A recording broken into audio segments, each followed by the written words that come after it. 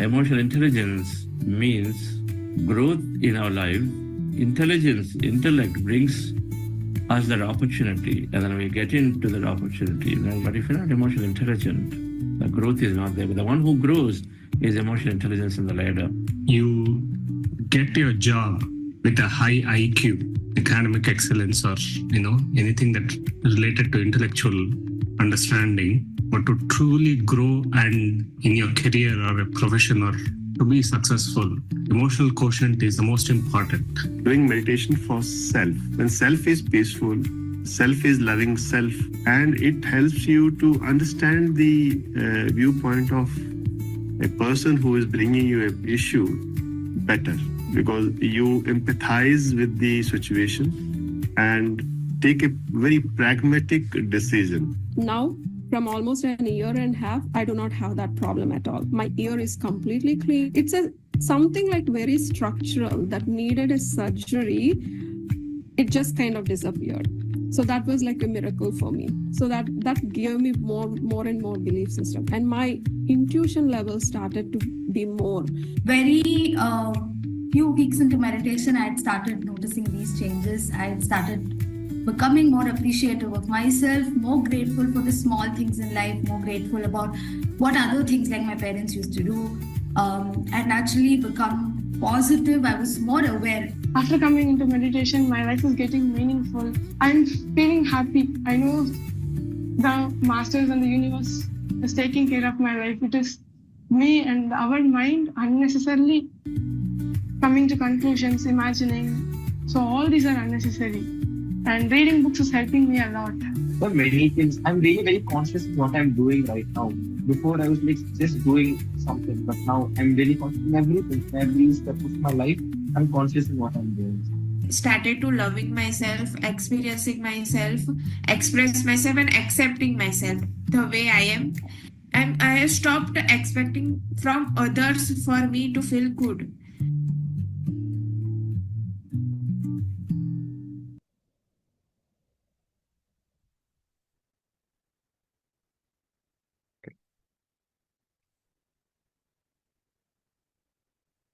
Very good morning, my dear friends and masters, and very good afternoon to the West.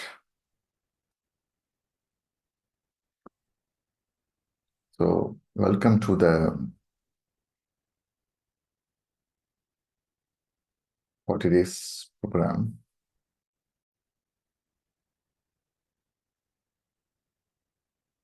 So, we will start with meditation today. We have listened many sharings, right, in the video.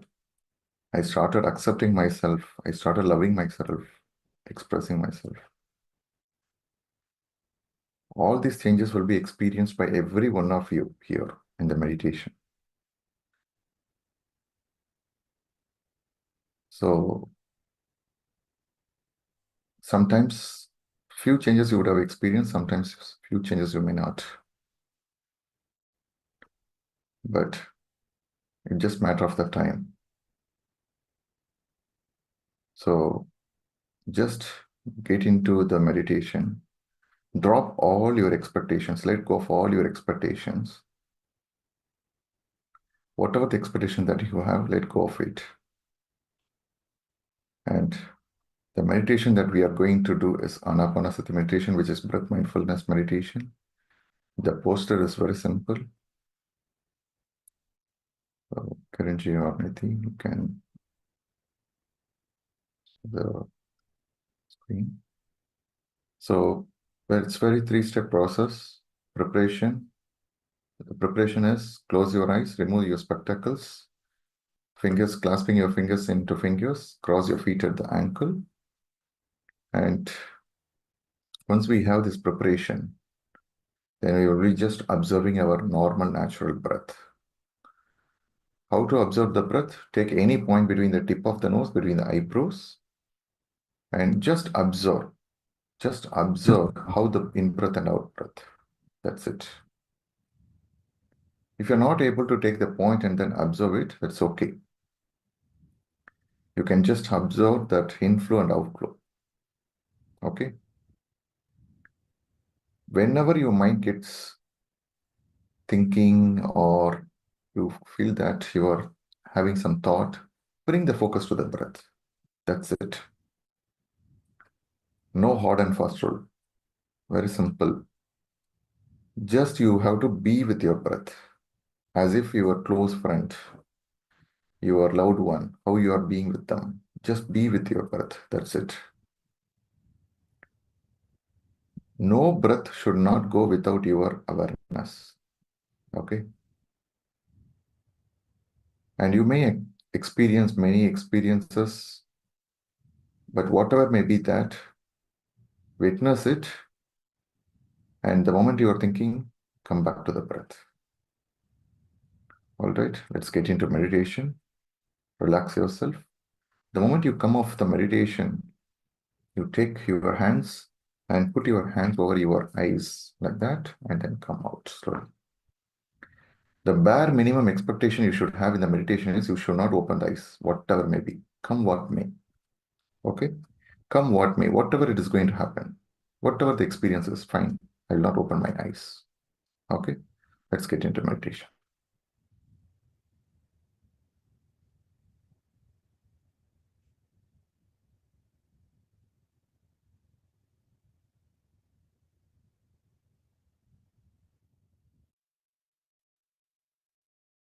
With your eyes closed, glasses removed, fingers into fingers, dear friends, hands comfortably rested in your lap, crossing your feet. With your attention on your nose, observe your normal, natural in-breath and the out-breath.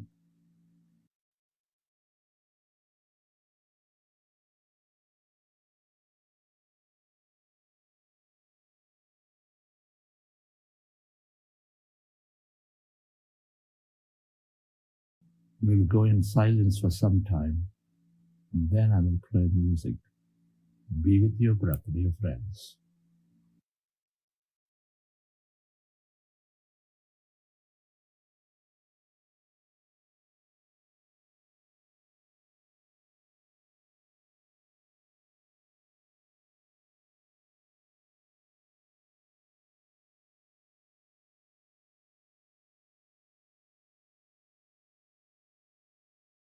Your attention anywhere on the nose, preferably in the middle of the eyebrows. Observe that air going in and coming out at that point on the nose.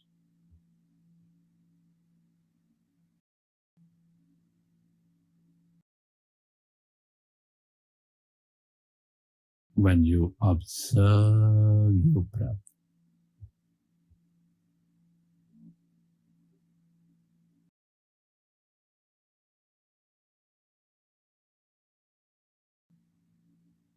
your breath may become lighter, shorter.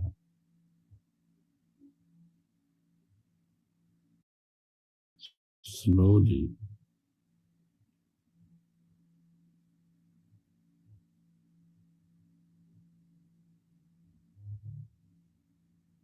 thoughts are coming down.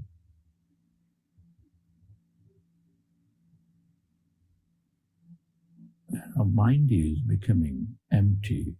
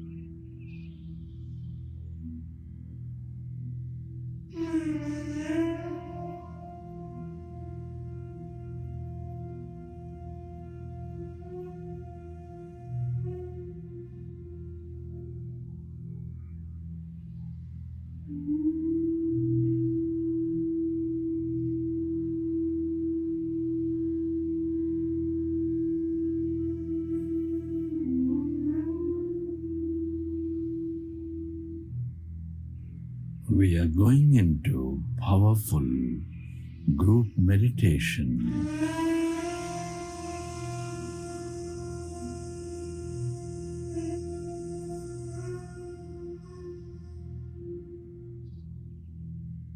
Merge into your in-breath and the out-breath.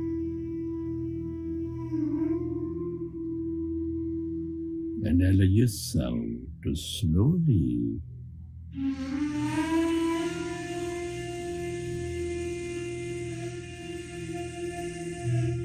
and slowly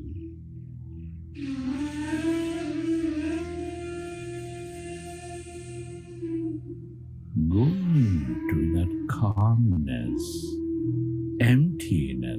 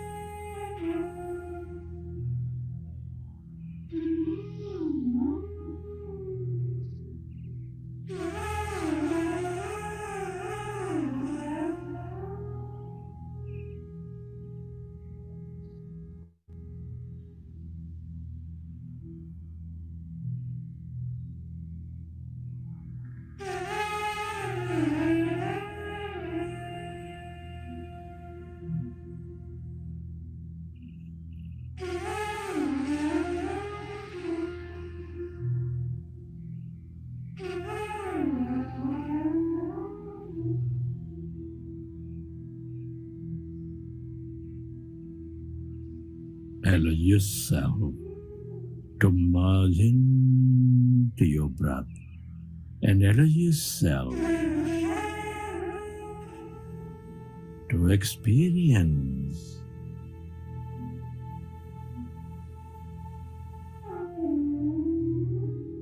emptiness inside of you, all around you.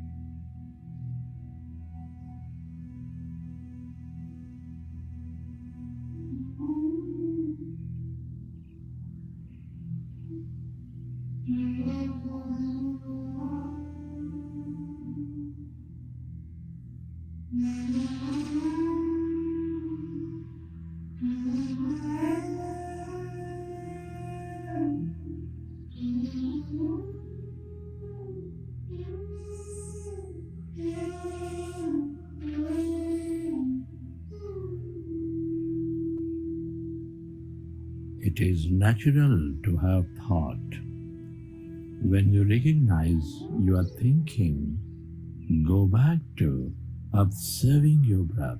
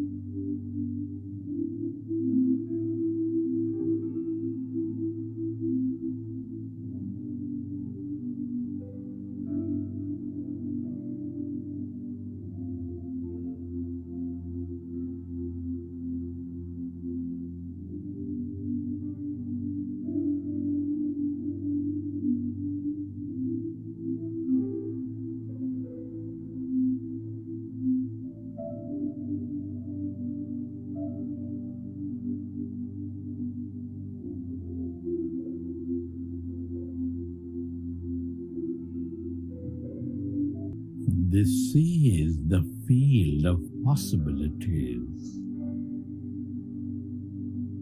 the field of abundance of energies. The more you are with it, the more experiences you draw into your life.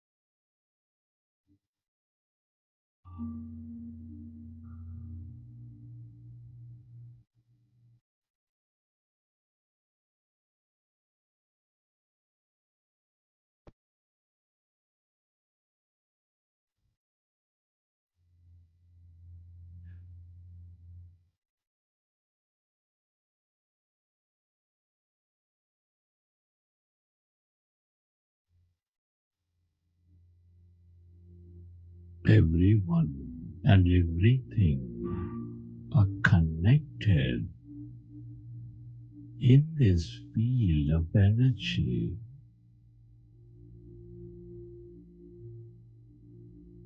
The more you are with it, the emptiness, with the nothingness,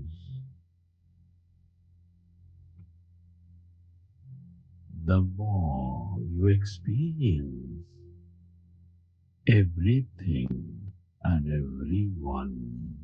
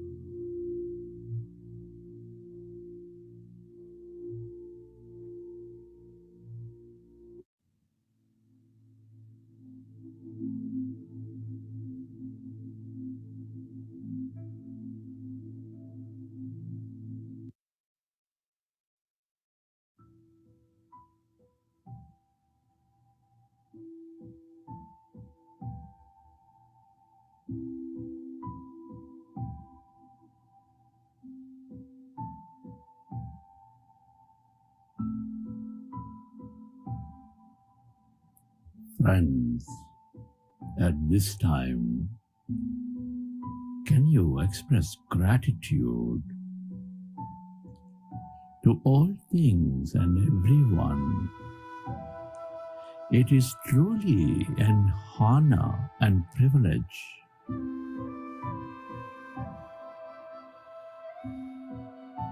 to be living and experiencing this life at this time of history, to be exploring consciousness.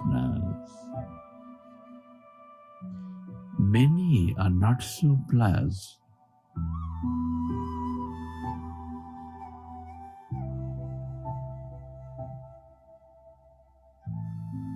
Your gratitude to parents, teachers, mentors, family, friends, colleagues, everyone in your life.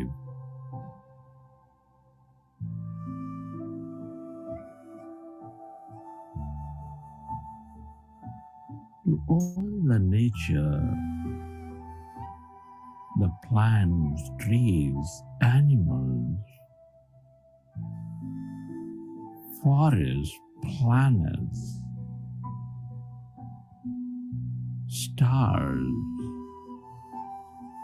to the technology, to all the systems, companies, governments, to your body, to yourself, and to this intelligent quantum field, the universe. Gratitude is the highest state of receivership.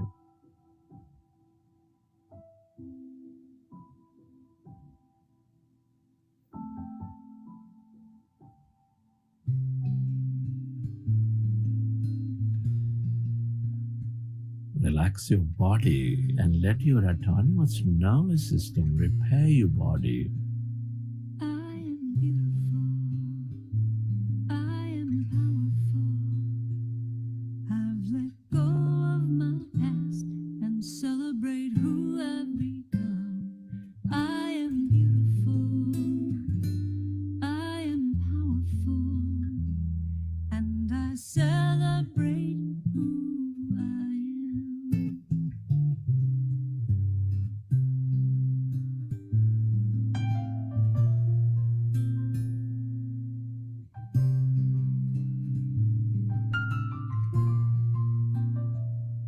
I am beautiful. I am powerful.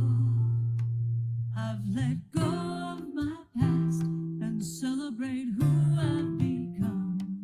I am beautiful. I am.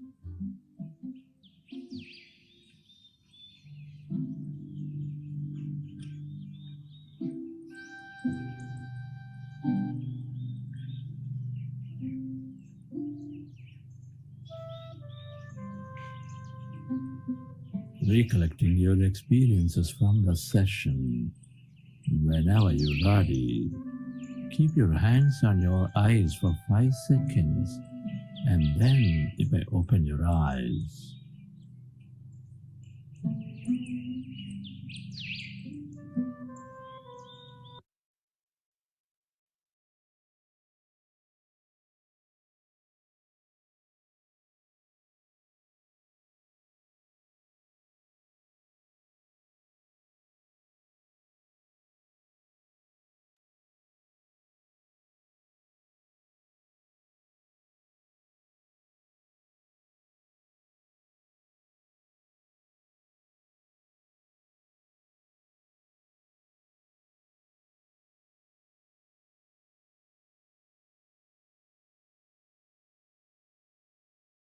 Friends, hope you enjoyed the session.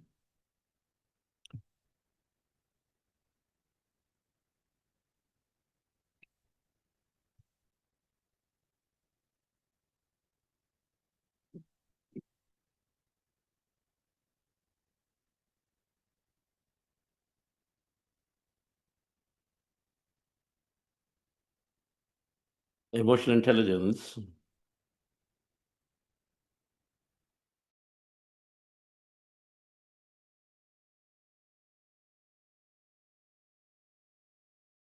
is spoken about. A lot of credit goes to Daniel Goleman, a professor from Berkeley. Early 1990s, he formally defined a circle of things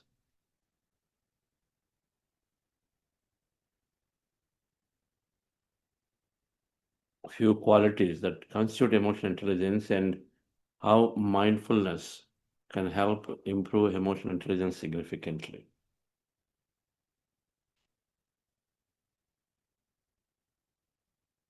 He wrote a book by exact same name, Emotional Intelligence, by Daniel Goleman.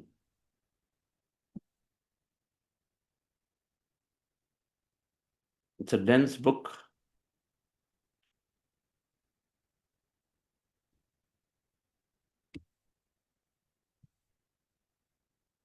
But it talks about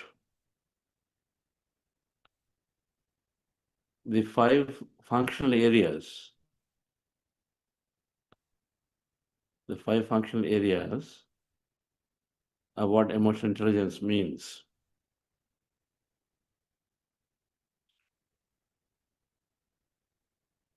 And meditation is enhancing each and every area. Socrates said,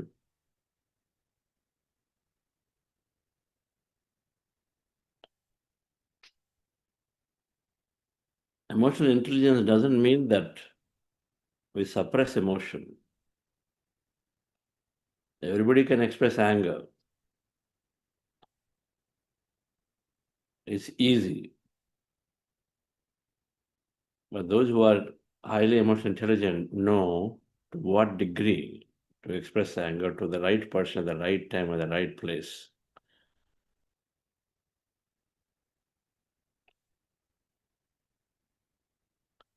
Knowing to apply this in the two extremes of not expressing at all to express too much, you find the balance. Right time, right place, right person, right thing is what meditation and mindfulness with internal awareness is bringing.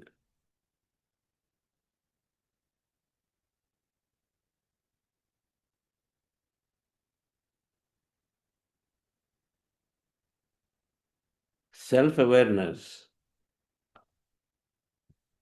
means, I thought I had a background slide. I'm not finding one.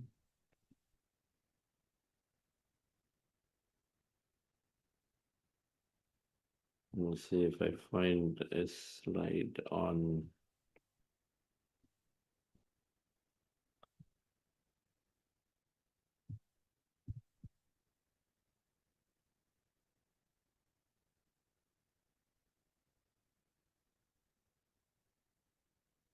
Yeah, okay. Let me see if I can put this.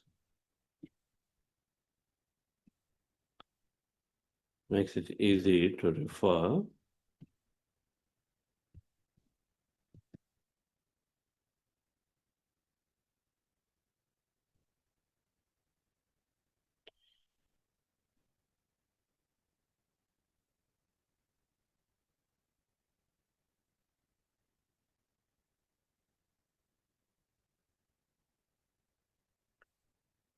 There are these 5 areas of emotional intelligence when we talk and say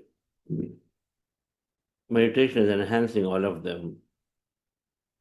And they're all necessary to be able to engage with people, to become a natural leader, to help and to allow others along with us to succeed.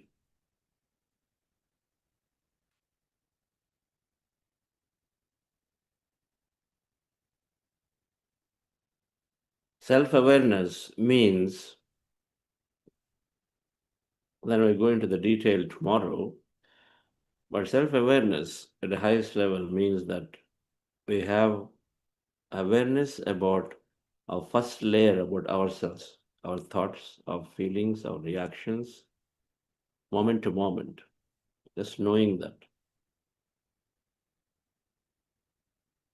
Yesterday, we talked about two core components of learning to doing to being. The two core components there are, one, do you have awareness to be able to respond differently? And then second, what new response to give? What new response as a choice do I have? In a meeting, a normal discussion is that if somebody raises a point about your document, an emotionally not intelligent person is taking it too personally and then starts arguing, trying to prove they're right, how they are right and why they wrote it. So taking things personally, am I aware what's happening to me? Because the moment I take things personally,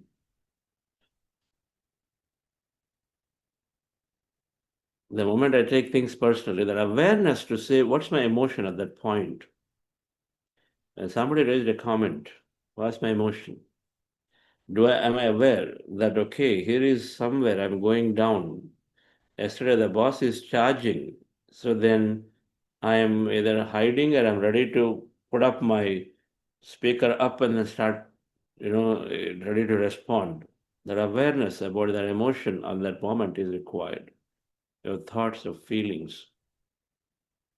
If you don't have that awareness, then of course, then you're going to go and then do what you were based on the subconscious past response.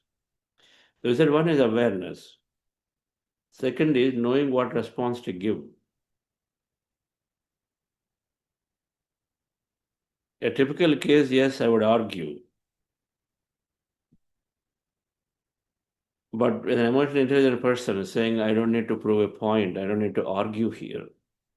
I recognize, take it, look into it. That's a response that you choose. If I know what responses I can give, then of course, then you are making the meetings very useful for everybody. So awareness is to know that I'm going through something. Just be able to hold on to all your emotions, awareness, knowing your thoughts, your feeling, your responses, reactions, and then from there comes a lot of regulation automatically. Just by knowing, a regulation happens. A regulation happens, beautiful things come.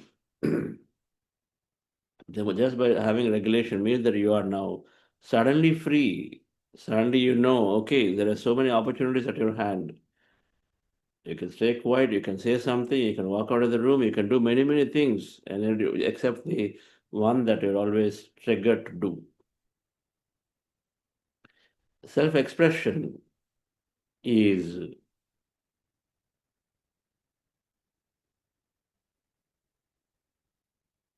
now, while you regulate emotion, now what is the right thing to do in a given situation? What's the right thing to do?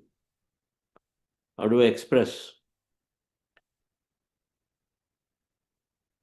What intentions do you have? What timing am I speaking? What tone do I have in speaking? Because it's all about that.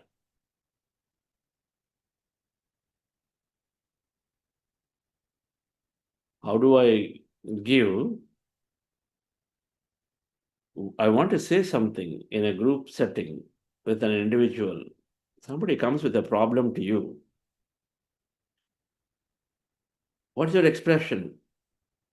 I know you must have given an answer to this expression, to this problem several times.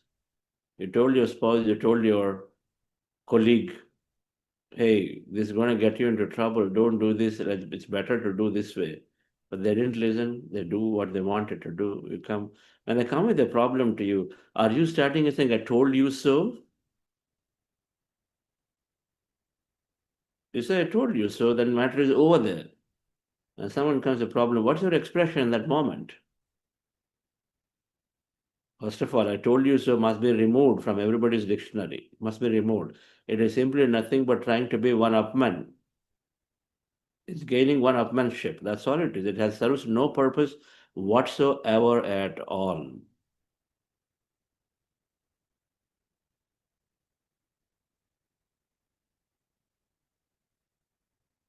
At any given situation, how many times you might have told somebody, 100 times you would have told, don't do it, they've done it, they come to you with a problem because humans are humans. In the end, they're all coming with the problems or the feelings. What's your expression? Your expression is not one of I told you. So an expression is acknowledge the feeling. Oh, is that so? Okay, come. Help people know, find themselves. Self-expression, there are many aspects of it. So meditation, when you give that awareness, meditation gives the strength to express. Meditation gives that awareness and it gives this courage to not try to show ourselves, or it gives us the strength to express. Many times we are very,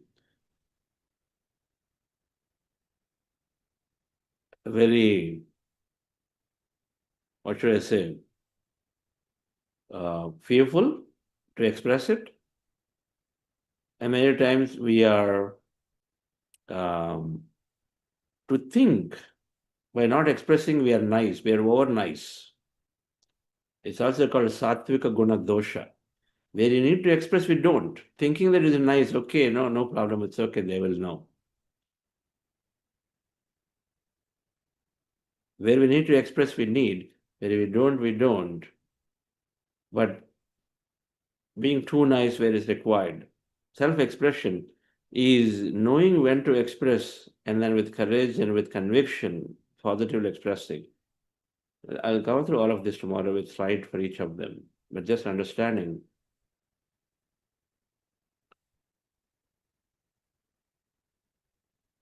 Is my expression good, positive? Of course, the whole Vakshetra are the field of words that we talked about, useful, truthful, positive, they all come into picture here. Not to say that you don't speak negative stuff. Required you do speak. But there is a way to speak negative things.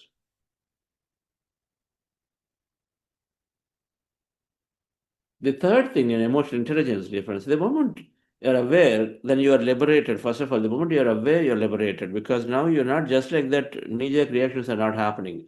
You feel like, wow, okay, I know what I'm doing, which is good. It could be wrong response, but at least you know you're doing what you're doing. Very, very important when you are expressing emotions.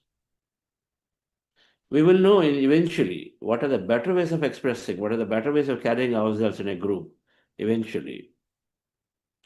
But knowing, and then of course I'm screwing up, or okay, I'm doing right things, at least we'll feel as that, okay, I can improve next time. Otherwise, what do you have?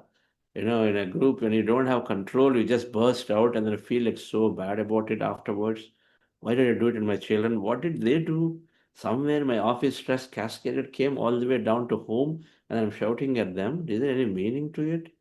That's how we go into the guilt trip. But when you have awareness, that guilt trip goes and says, okay, next time I can at least improve.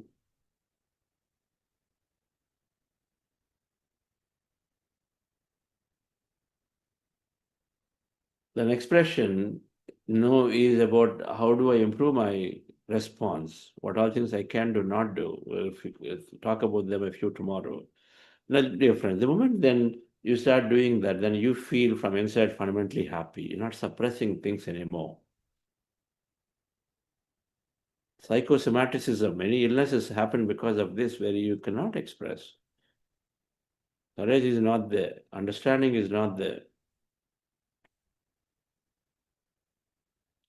The moment you become free, now you're joyful. What is all manifestation about? Manifestation is what you need. You put your intention out. You intend, you speak about it. As you speak about it, things come to you. You'll become very joyful and able to express when you start attracting what you need. And the third thing difference is that inspiration. When you are joyful, when you are happy, I can tell you, then you have an energy aura that spreads around people. You are inspiring. First of all,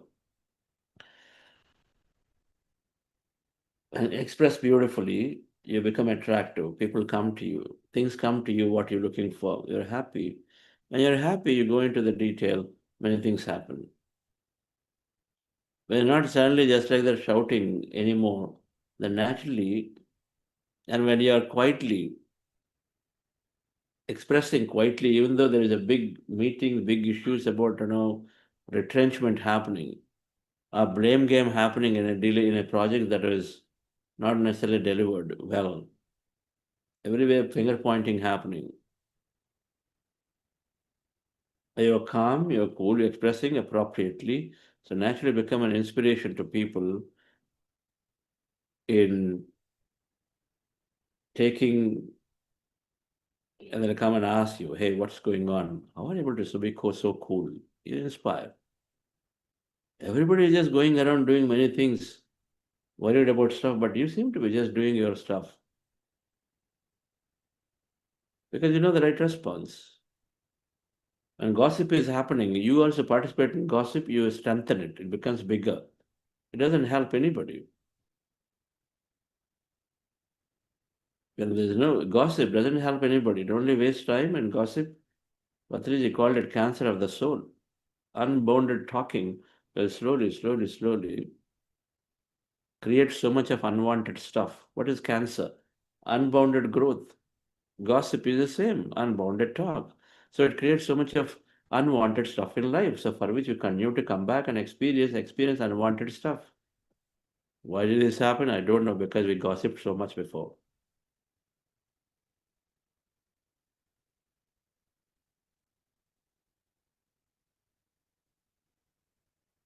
Talking about other people without knowing, talking about things without having an understanding of whether they're true or not true.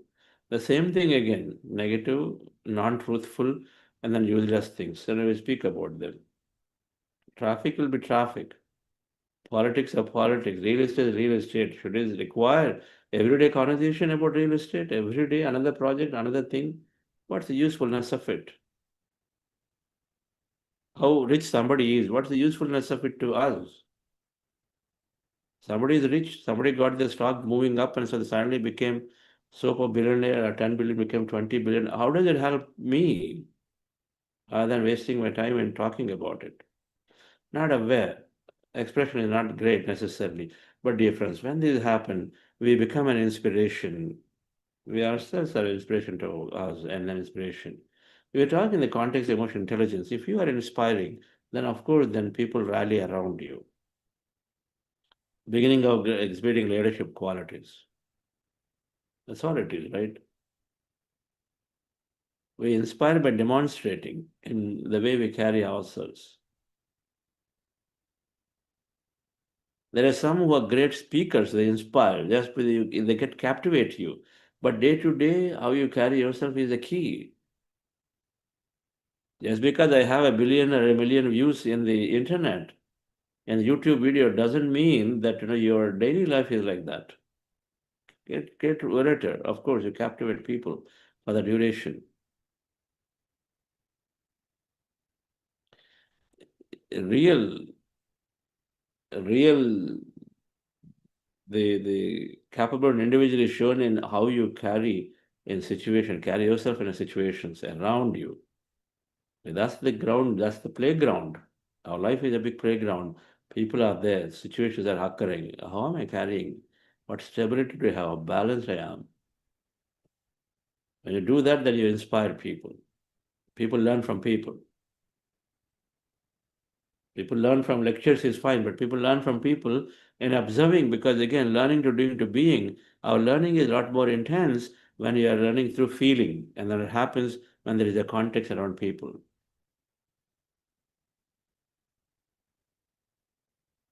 I can learn enough about driving through manual and then reading somebody's story, how to take a turn, not turn, all that, but then the real learning happens if I'm there, right there in the junction, how to turn. I do it. Then it's a lot more easier learning, right?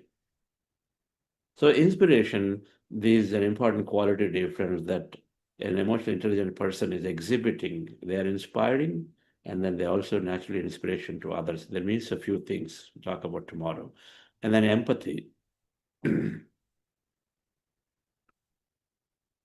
emotionally intelligent person has highest level of empathy.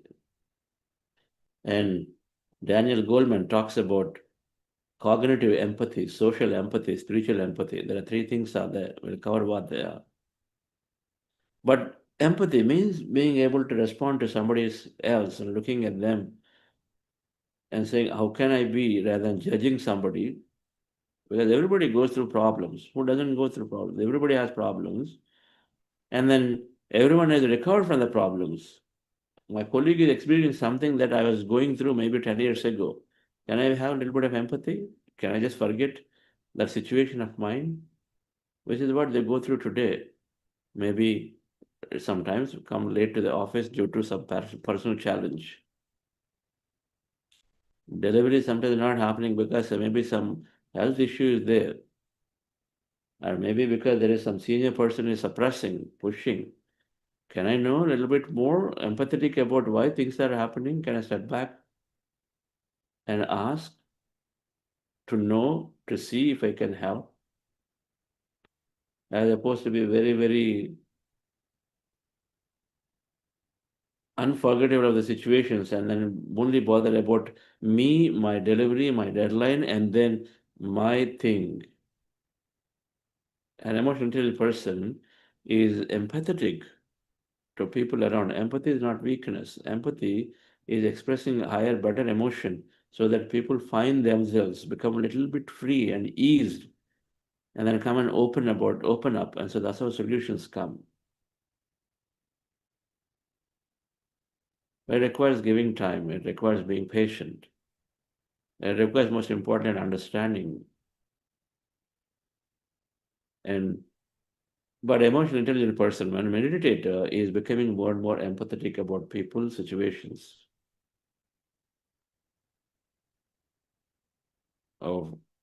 Friends here were talking about that when there's a lost dog was there. The dog was lost, and so there is a big community there. But they noticed it, they brought it, they put it in their backyard, they gave time, suddenly they had to cancel what they were doing. They spent 4 hours with it and then trying to find and then trace the owner. Owner comes back, somewhere they find the owner, but then owner didn't take it. What should you do in that situation? How empathetic you are? You're showed empathy to the dog concerned, so you're able to give, because when nobody is there, you're giving it. If somebody is ready to take care, then it's okay. But if no one is there, you found your fundamental responsibility, are empathetic to the situation and say, okay, oh, poor thing, got lost, let me help.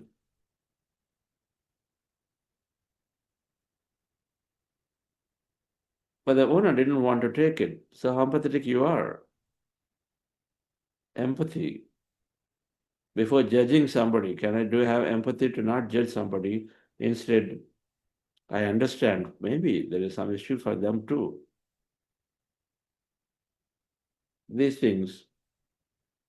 An emotionally intelligent person is understanding all points of view in that moment and noticing it. You expected that the owner will take it, but the owner is not ready to take it. How empathetic you are, how judgmental you are about situation. The last thing difference is engagement. Is emotionally intelligent person is taking people along, rallying things around. You are empathetic, you are inspiring, so people are around you. They see that, okay, you can give them solution. They are very comfortable with you. They're able to do more things because you're inspiring, you're empathetic, and so then they confide into you to see how they can solve their issues because you're ready to listen. Empathy means ready to listen. And engagement is then you're rallying for a cause as a leader.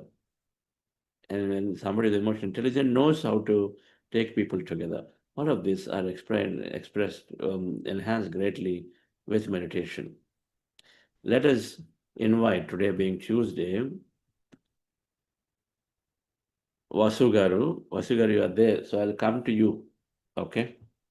I'm staying in his home only. So let me walk into the other side. Okay.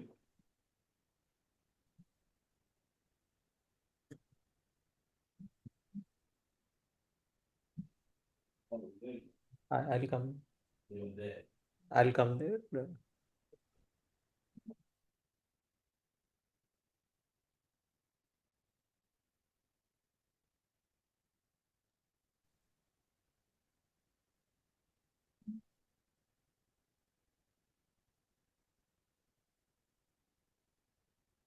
Okay, so meanwhile, I'll just take this 1 minute to do a announcement on the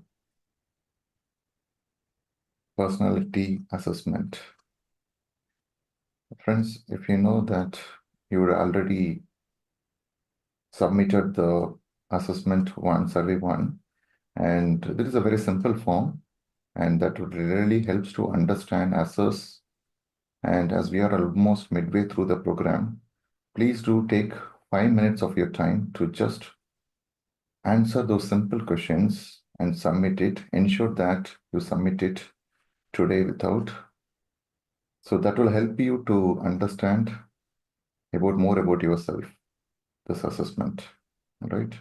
And all this, whatever the email ID that you used in the survey 1, assessment 1, whatever you have submitted, the same email ID, use it and submit it. Okay. I think with this, let me hand over to Chandra sir.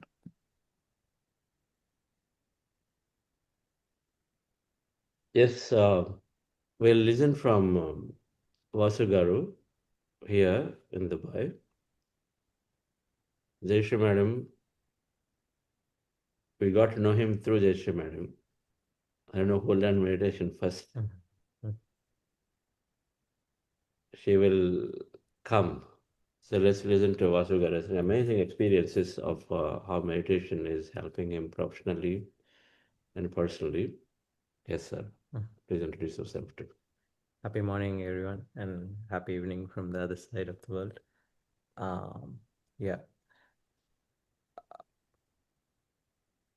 First of all, congratulations on this wonderful journey of rediscovering for self. And my journey started around 4 years before to this, and thankfully through my wife, Jayshree. You have a formal introduction? Okay, please do if you do. Yeah, okay. Thank you. So, today we have 2 wonderful guest speakers today, and right now we have on the screen, we could see Srinivas Matala, and who is a global director and information security leader based in Dubai, UAE. He began his spiritual journey by attending a Vipassana retreat in 2020. His major breakthrough came in 2021 when he participated in the quantum creation workshop facilitated by Chandra sir in Abu Dhabi. He deeply inspired, decided to explore the practice further and further. Later that year, he consulted Dr. GK for guidance and for the autoimmune condition that he had developed in the second half of 2021. And of course, he had many discussions with Chandra sir about it.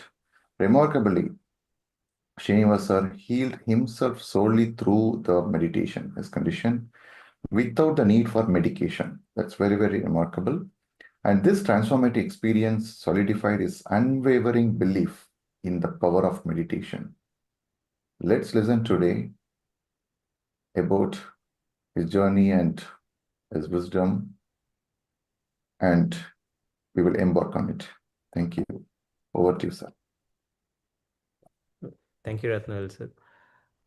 As Ratnal sir said, started my journey around 4 years before Uh, yeah, started with a health condition, trying to find a solution for it because regular medical world do not have anything to permanently fix it. Um, the problem I encountered was permaplantar psoriasis. It is something that is impacting your fingers and toes. Uh, Being in IT, my job is based on fingers. Without operating a laptop, I cannot function my with my day. So it was a tough situation. And second thing is, this is not something I can hide behind the scenes, right? Like covering up with a dress or something like that. So it's quite visible, and it has both emotionally taking over me and as well as functionally. So it was a tough journey. And yeah, being in Dubai, I have access to best of the specialists. I tried everything that I could, but I didn't find a solution. And as I was looking for alternative medicines, fortunately, I have encountered this path, and then the journey started. It's yeah, as we start the conversation, and today also the wonderful topic sir was talking about, it's about awareness. Yeah, breath is there with us since we are born on this planet, but we are aware of only after joining this that we started observing it, right? So yeah, these type of minute things which are there with us for lifetime, but we are rediscovering that and relearning that from a purpose perspective. And that's happened with me also. Like it's around an 8 months journey where I started doing the meditation, and then reading the books that were pressing me, and then bringing that into perspective into day-to-day life. So these completely healed me. And as a part of my diagnosis, what I understood is the main reason for my condition was stress. All right. Stress is a problem again, which doesn't have physical shape or form, and there is no way you can tell by just looking at a person whether he is in stress or not. And even the person will not know unless until it impacts something in your body, or it shows itself in some form of element on your body. And today's life, yeah, everything, it can be stress, and from personality development forums or courses, we are learning like a limited amount of stress is required for us to thrive, but how much is accepted and how do you thrive to it is a journey. And yeah, it was like the health condition got improved, and I learned the life perspective from it. And once you are aware, you change your perspective. And once your perspective is changed, the way you look at life is different. And that's where I started benefiting from my career as well, where I, through the meditation program, I learned like about manifesting, visualization, where I work currently. At that point of time, I was working in a place like which is around 120 kilometers from my home, where I'm staying, which was one of the major contributor for the stress. And then I started thinking about manifesting about moving to a place which is very close to. And yeah, within a span of 6 to 8 months, I moved to a different profile, and currently I got an opportunity which is just 15 minutes away from my home, which is a dream job kind of in Dubai, just having that accessibility within 15 minutes. And then it's all about like yeah, now you have a new tool, you learn the new way of living life, then it is about implementing it. It's implementing in life in various perspectives. uh, And the journey started with practicing meditation maybe half an hour or 1 hour. And to be frank, that was not like straightforward. I attended an AMR and then I'm being a very dedicated student and continued it. It was initial couple of times I just attended and then didn't follow it. Then as my situation started aggravating, and fortunately, yeah, when you're on the path, universe again brings you on the path again and again. So Chandra sir was visiting Dubai frequently, and whenever he visits, I had a chance or an opportunity to meet him, and that brought me onto the track where he questioned about the practice, and yeah, that's where I benefited. And then initially counting number of hours you do meditation. From there the journey went to like how do you live throughout your day with consciousness, and with an aware self, so that you are always in a meditative state. And I practice this for any situation, like right before going to meeting with executive management, you do a 5-minute meditation before that, so you are well grounded and prepare for the situation, and handle it. And yeah, being empathetic about not proving your point, but being an effective listener also. So these are like being from management. I understand like these are what we learn in business schools also, uh, where we understand this rational in a different way. So we are getting, yeah, the information which we should learn ideally in the first few years of our life once we start schooling. But we are learning a bit late in life. Yeah, but for me, it's even much later once I'm in my early 40s. That's where I discovered this. But yeah, fortunately, still early in life. So from there, everything got transformed in terms of my personal well-being, um, my professional well-being, and family well-being. Yeah, my wife, I think some of you know, like she volunteers for Buddha CEO, living her professional career. She enjoys this journey, and yeah, almost 7 years on this journey, and she enjoys every day. And we, being part of the family, enjoy her journey because every day we'll get an opportunity to listen to someone or the other's testimonial, which has changed their life forever. And yeah, that is the life we want to live, right? Like that's the purpose it gives, and the definition when you are contributing to someone else's well-being.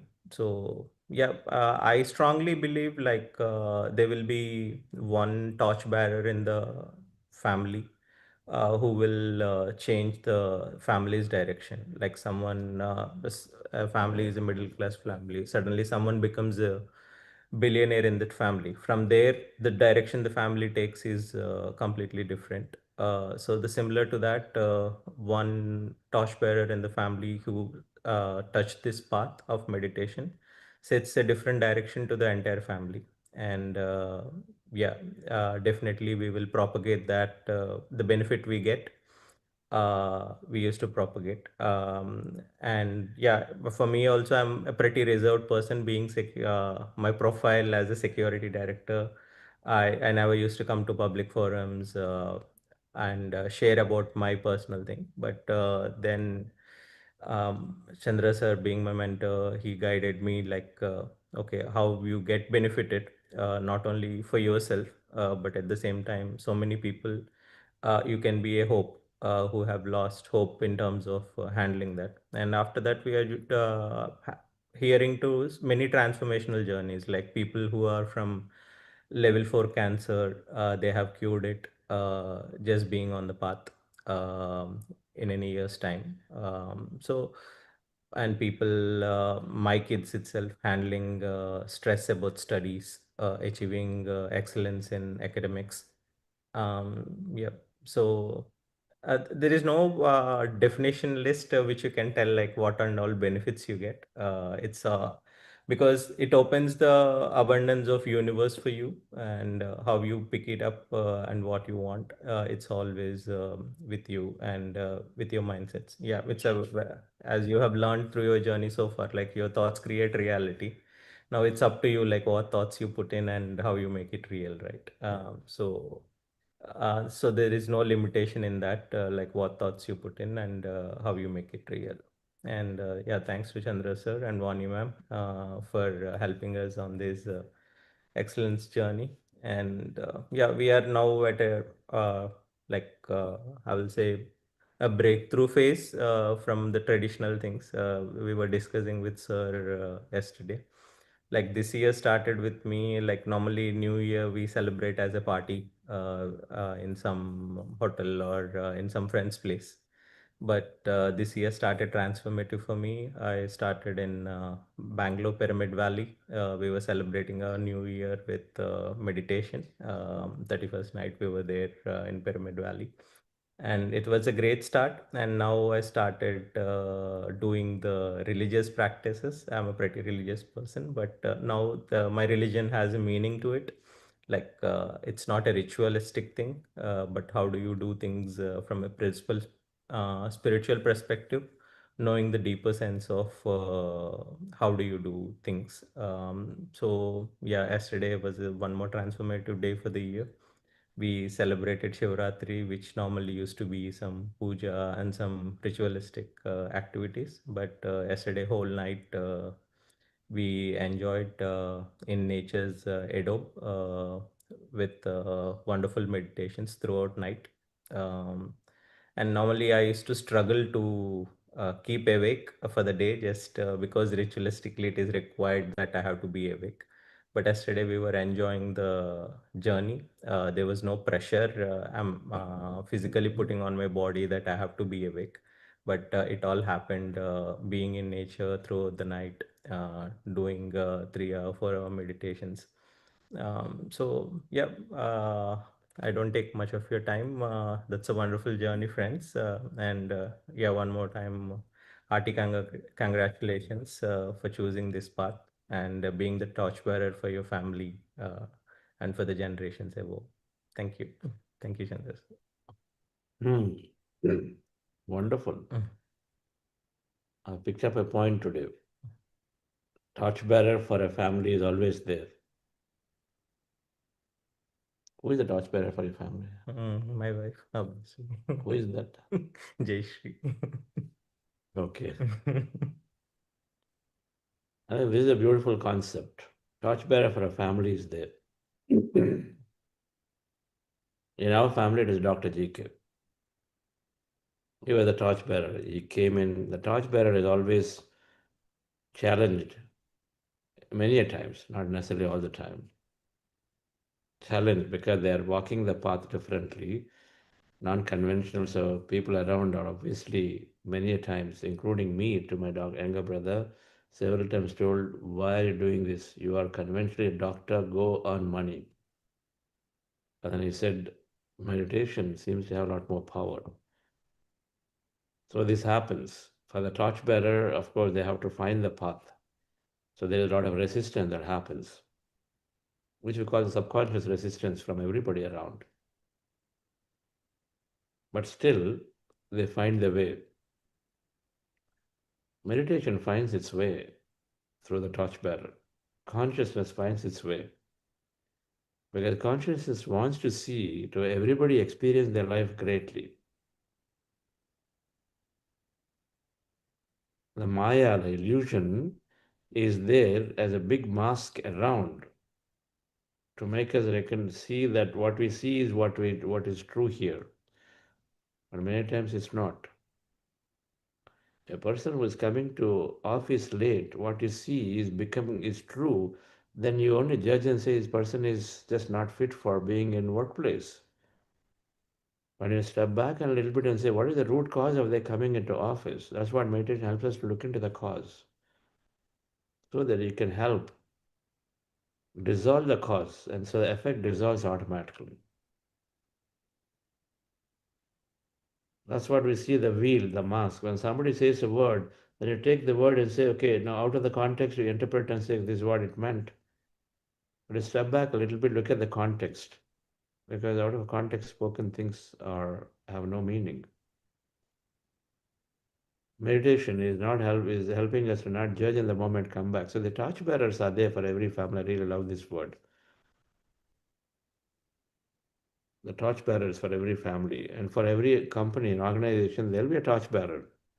For a meeting, there'll be a torchbearer. If there is one person who's a meditator in a meeting hall, then they'll change the energy. Thank you, Vasu Garu, Thank for you. always coming and then sharing your perspective. You actually express well, so you need to write a few blogs. Cheers. It'll be great. People like you, leadership. If you start writing some blogs about small things, you said, okay, there is always you try to do before and after. Okay, my Shivaratri was more ritualistic. I was putting pressure to be awake. And then here is more joyful. And when you enjoy what you do, then you can go on. That's you draw energy. True. Where you lose energy. You're depleted of energy in the other case. Here you're enjoying. I know I've seen you. Then half an hour of sleep in the daytime. You didn't sleep at all. And you slept late and you woke up early. So everything happens. Thank you, folks. Thank you very much. We will listen to Jaisha Madam tomorrow. Okay. I think she's anyway going to come back. She's opposite of me, refusing to come this side. Okay. All right. So we'll listen to her tomorrow. Wonderful master that she is. And not tomorrow, whenever she is going to be a host in this program, and so we'll do it. Thank you, Ratnavel. Back to you.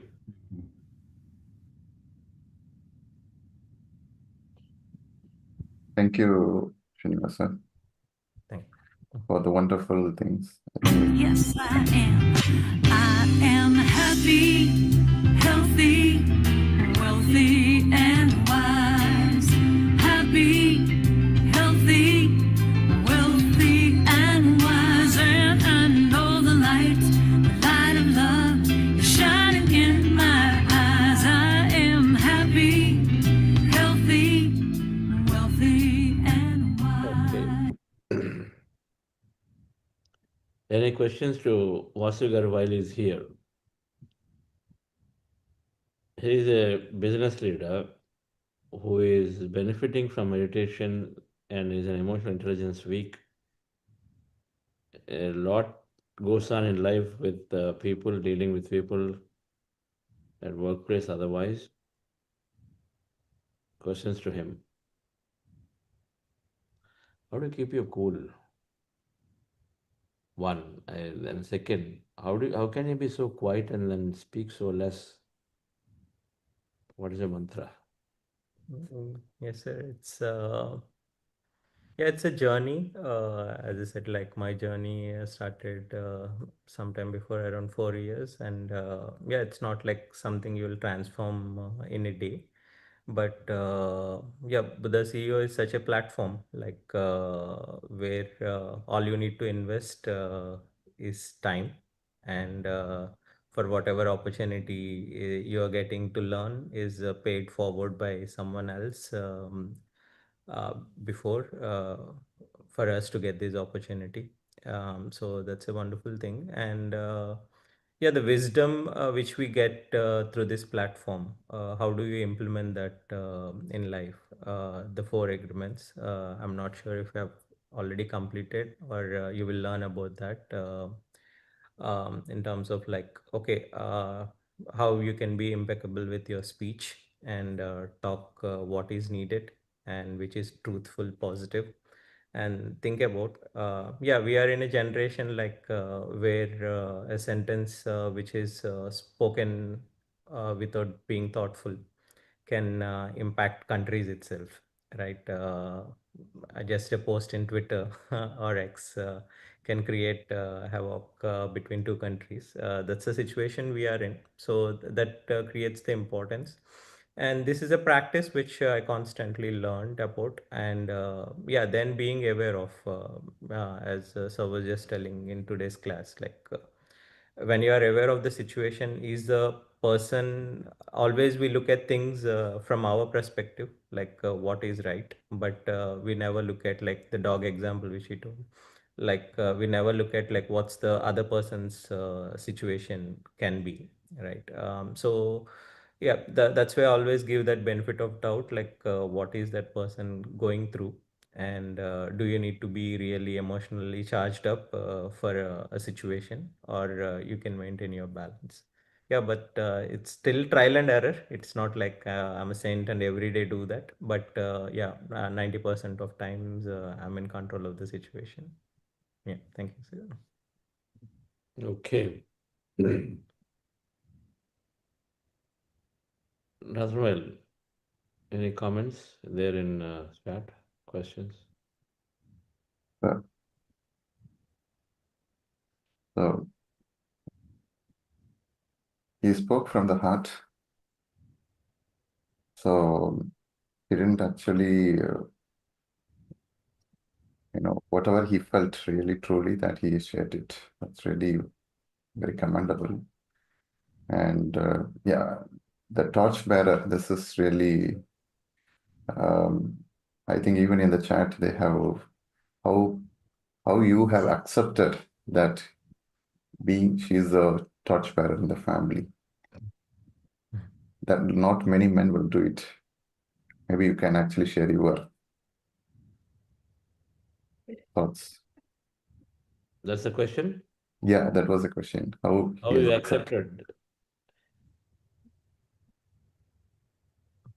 as a dominant male? Okay, praise God. He's not dominant male, the male domination world. Okay, let me replace it. Yeah, like in terms of dominance, that's what. No, dominance. The question is that how you accepted. That's all. Okay. Yeah, acceptance is more about like that's what I said starting of our conversation today. Like it's a rediscovering self, right? How we know ourselves from in the past, and how we are continuing this journey forward. So it's more about at a soul level connection, right? It's no more about like wife or husband, male, female. It's a soul level connection. And yeah, when someone is doing that transformative change, if let's say your boss is a female, and you have to, and you are getting all the opportunity that you need in your career, then obviously you will acknowledge. So it's the same rationale when I'm getting acknowledgement, and at the same time in the journey where I was trying to push it off, she has been the torchbearer for my entire family, like where kids also came to this path, and then being bold about like not being charged with career requirements, but taking a bold decision to move from a regular 9 to 5 job to something transformational, not only for her, for the family, and as well as for the society. Yeah. So when someone has such a noble cause, obviously universe itself will surrender. I'm just a human being, so I have to acknowledge to the path.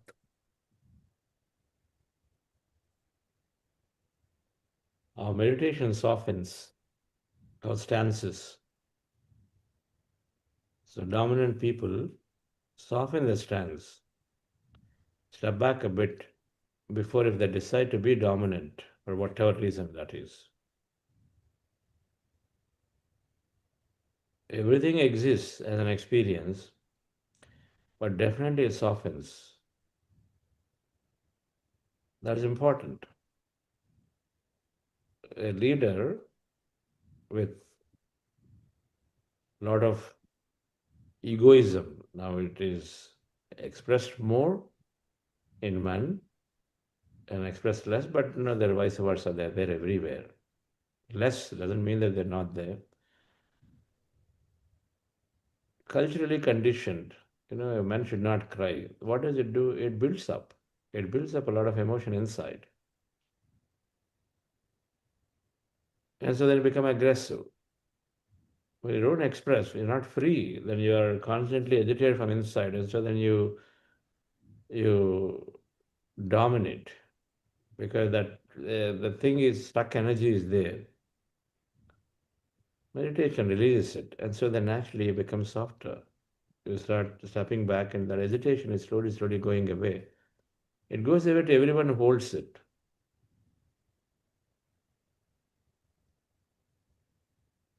And so it softens people, softens their internal qualities, doesn't soften the way they respond externally. This is the place where people misjudge and say, oh, if you meditation means then it becomes softer, you're not going to ask questions, you're going to let people go without, even if they deliver or not deliver, they'll become soft and so become weak. Not at all. They become firm. We'll cover some of it tomorrow. They become more emotionally intelligent. If your job is to get things done for yourself, for everybody, and then so that you have better experience, then you have the rational. You step back and help you to pause and say, okay, how does it matter?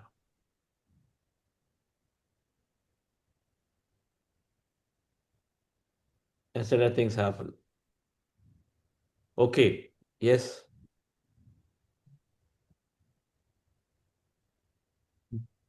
Nothing well. Thank you, sir. And okay, so there was two questions. One is, I had come out of the meditation as suddenly I experienced dizziness. Why it had happened? You come out of meditation, suddenly experience dizziness. Those experiences are common. In meditation, dizziness or heavy-headedness. I mean, head is finding heavy, not heavy-headedness in the wrong way. Head is heavy, and sensations here, tingling sensations all over. They're all common in meditation, deep meditations, because our pineal gland is getting active in some level. Something is happening in our brain. There's a lot of energy being there received. And so these are common experiences. So when meditation breaks, it can break. Why not? Can break. As it comes out, then you are still going through that dizziness. Right? If you're sleeping deeply and somebody just pushes you hard, suddenly you wake up. And you're in a very dizzy state, because when you're in a dream, if somebody wakes you up, then you're in a dizzy state many times. It's because you haven't settled into the body well. And so it happens. So like that in meditation, for various reasons, we can get, as meditation is broken, various reasons. So that time you are carrying through that meditative experience, it will slowly go away. Nothing to analyze, just know that, okay, this is all safe, and then it will dissolve.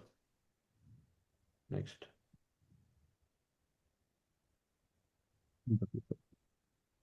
Okay, so there is another question, which is, can you please shed some light on emotional intelligence on deeper level? How do a person work on this practically? Any books you recommend? I'm going to talk through each step a little more deeply tomorrow in a master class, and then books, emotional intelligence, psychologist's view, Daniel Goleman. Then Scott Peck, an Harvard professor psychologist, Scott Peck. Daniel Goleman wrote a book, Emotional Intelligence is the book name. And then Scott Peck, The Road Less Traveled, is a book you can start with. The Road Less Traveled by Scott Peck. And then you want something lighter, beautiful, Osho books you read. Just will know how to be emotionally intelligent. Read 3 books, Book of Man, Book of Women, Book of Children.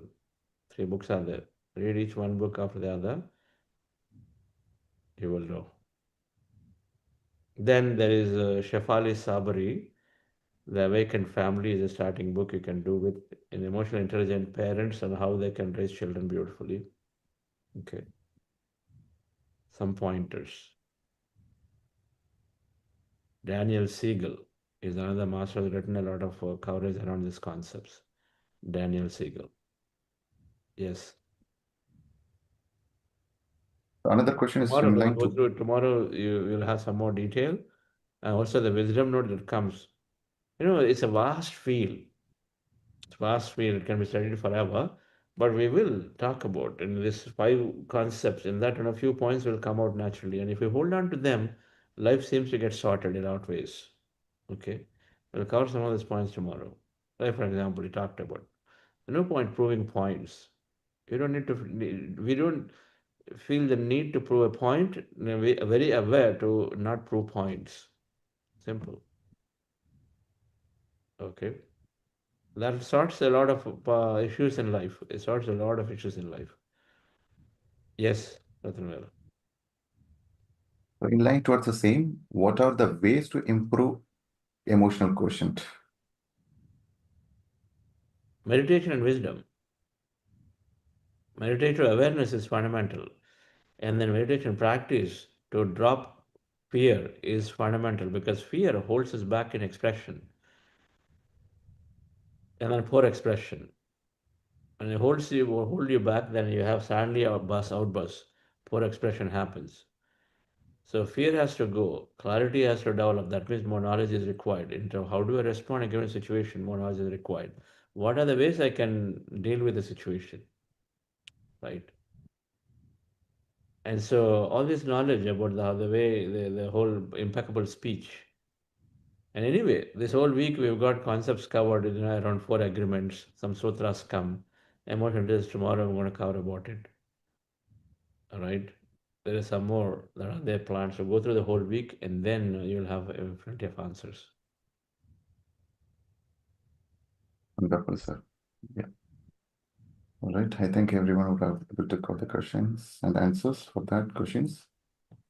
Yeah. Okay. Thank you. We'll conclude here. Thank you all. Have a wonderful day. A little birdie told me that life is so sweet. As I listen to her song, I know I am complete. I have all the keys to love, joy, and peace. The power is infinite. Love will increase. I am happy, healthy, wealthy, and wise. I'm happy, healthy, wealthy, and wise. And I know the light of love is.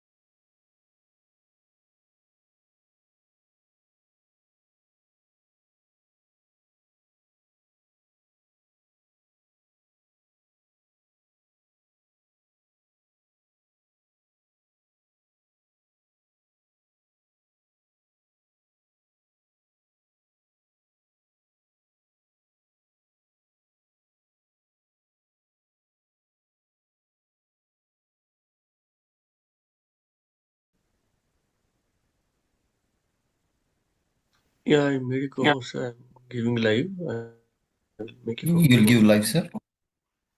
I'm giving live. Yeah, started. Okay, sir. Okay, I'll be co-host then. Thank you. Yeah, I'm making a host. Give me a second.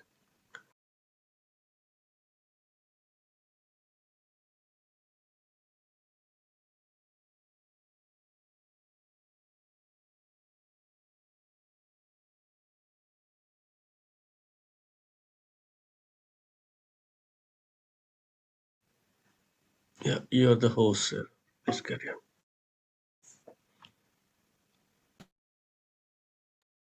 Okay, thank you, sir. I made you co-host.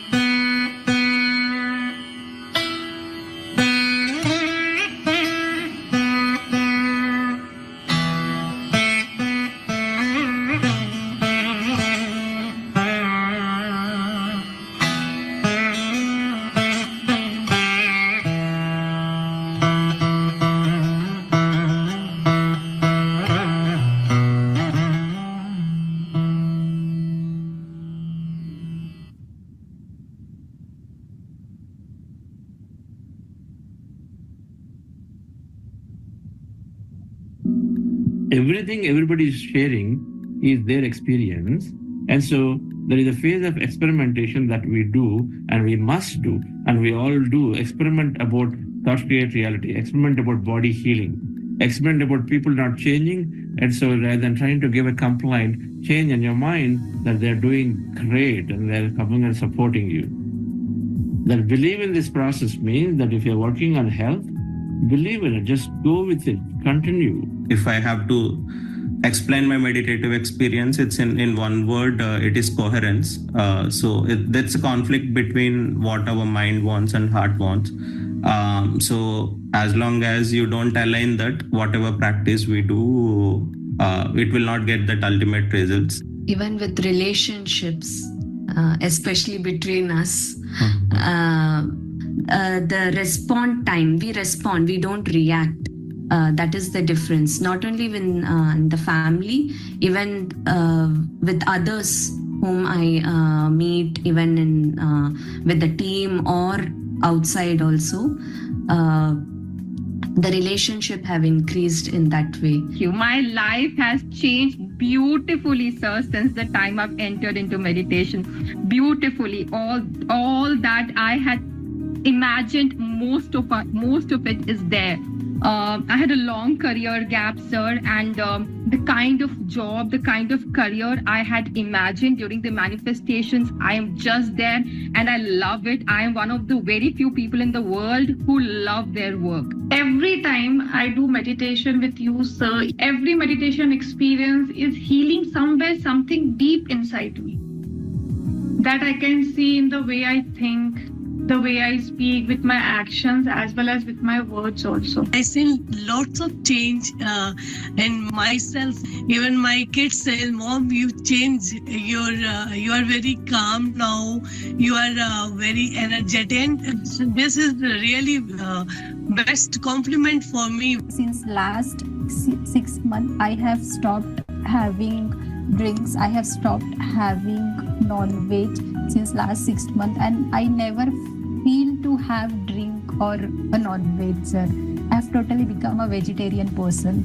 I started from September, and it's very peace in both in my personal front, in my job professional, and I am able to sit and do meditation for 2 times, and that has affected my health, my workplace where I had so many issues. Everything is peace now.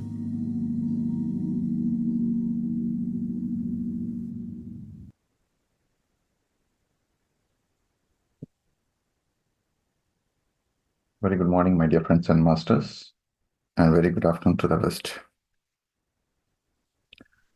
What a wonderful testimonials sharing, very inspiring to do our own sadhana, right? So the affairs of the world will go on forever. Don't delay the practice of meditation.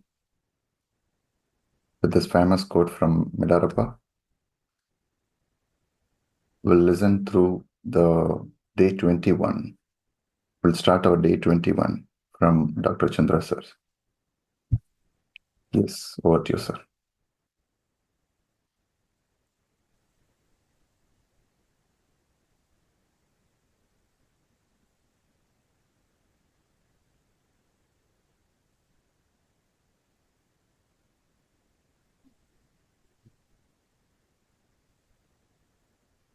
Awesome. Happy morning, dear friends and masters. Great afternoon, evening.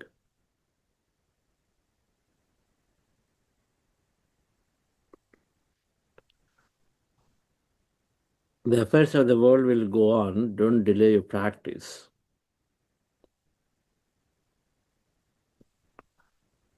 Very, very powerful. Buddha's ego is a train that is going on. PSS movement is a train that goes on. We hold on to the train. It'll take us to the other side. That practice will happen if we hold on to it. We hold on to anything that's strong. a strong support. It could be a close friend, it could be a great master, it could be a wonderful organization, but hold on to it. Just that railing, if you hold on, it'll take you. Otherwise, we will be left behind in the affairs, and I will just be going around in the affairs.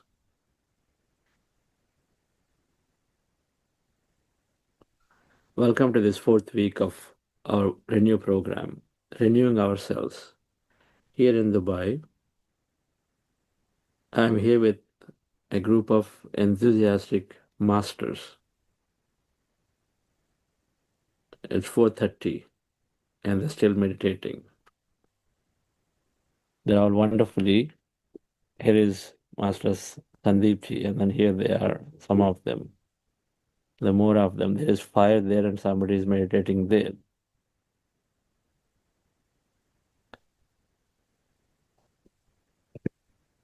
It's good to take this opportunity to hold on to these supports that are available to us all the time. And we will listen to some of their experiences of the Shivratri meditation that we've been doing here. And I hope you got some opportunity to do it at your home.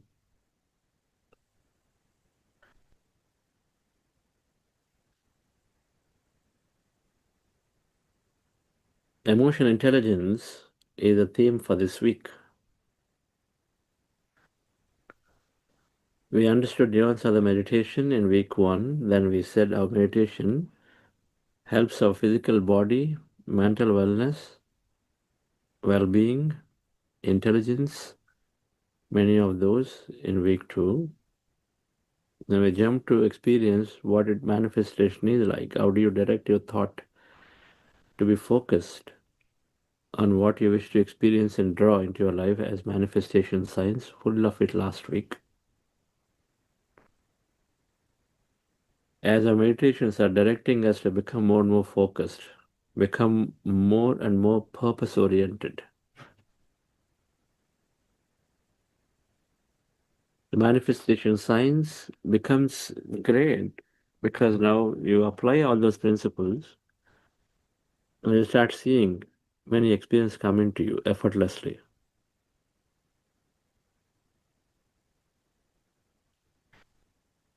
Then emotional intelligence is about connecting with people, is about engaging, is about multiplying experience of life.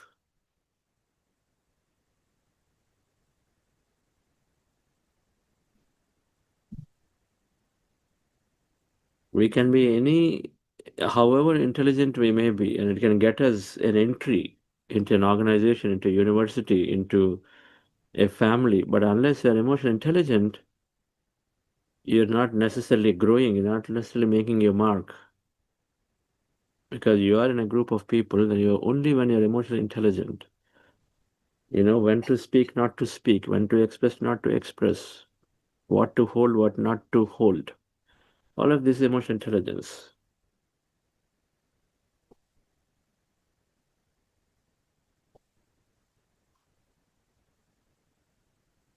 Lord Shiva as Nilakanta held off all the negativity here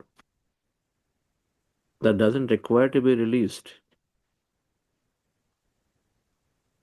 That's what we say in the concept of Vakshetra, or impeccable speech. The triple filter, anything not positive, anything not truthful, anything not useful, we don't even speak. It doesn't qualify to be spoken. That's what Lord Shiva did. He held all the negativity. He said it doesn't matter. It is not required to be spoken. It is not required to be released. He held it. Can we be that? Meditation gives us the awareness.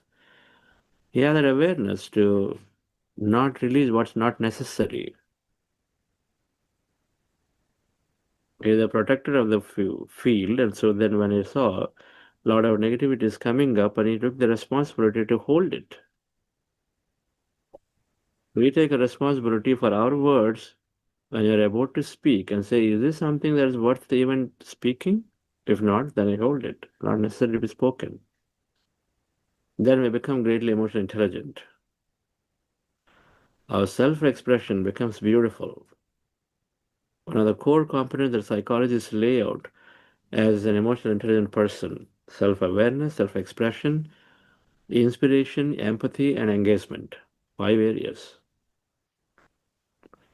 And meditation, dear friends, is improving in all areas, all areas.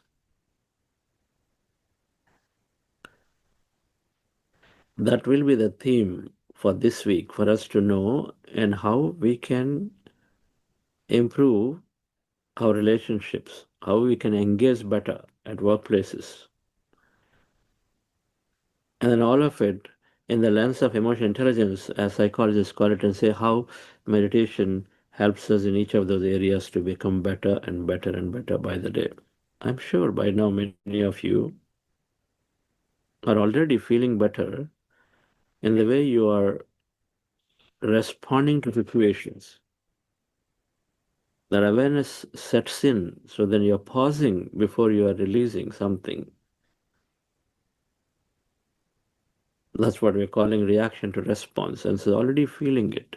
In 3 weeks, of course, enough of it is built. To be further these concepts in this week, dear friends, first let's go with meditation once again.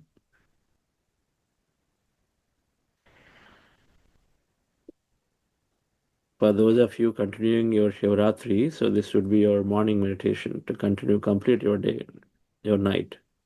So relax yourself. We're doing breath mindfulness meditation. Our goal is to rest the mind, empty the mind of thought. When we observe our breath with our eyes closed, as you see in the picture,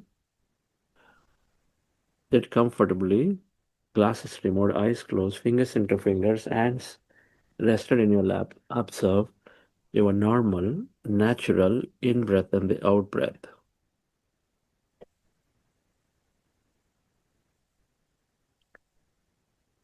When you observe our breath, our mind goes empty, and be in the state of emptiness. In case you have thoughts, come back to the breath again and start the process all over. Called breath meditation. Relax yourself, dear friends. Let's go into it.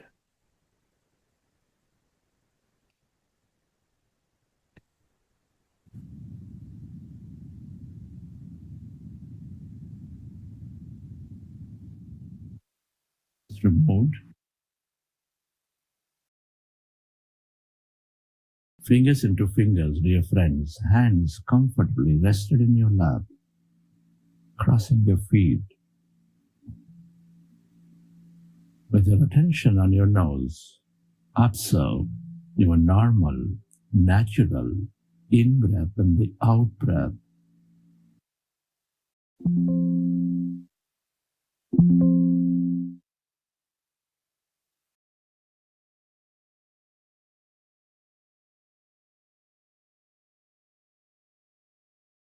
We'll go in silence for some time, and then I will play music.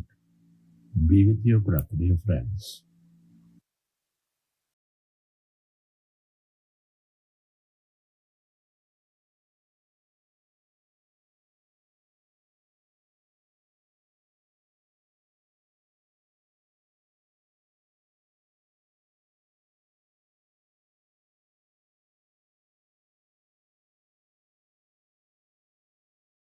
Your attention anywhere on the nose, preferably in the middle of the eyebrows.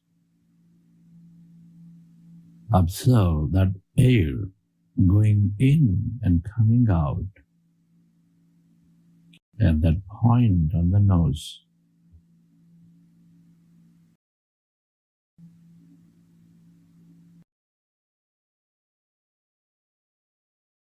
When you observe your breath,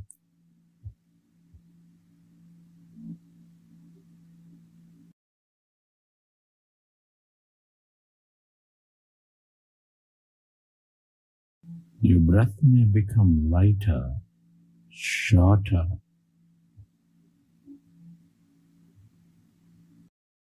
Slowly.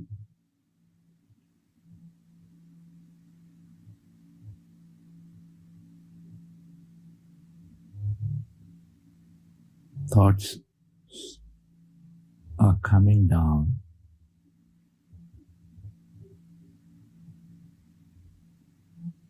and our mind is becoming empty.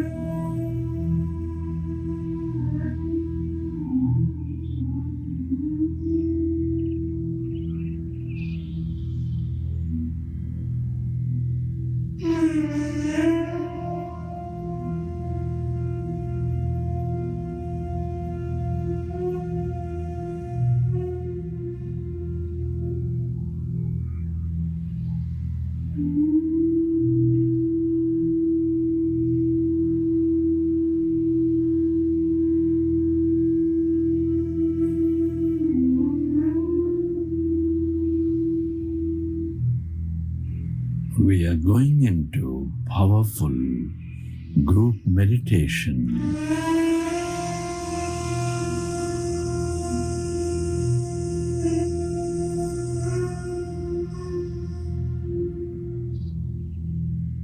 Merge into your in-breath and the out-breath.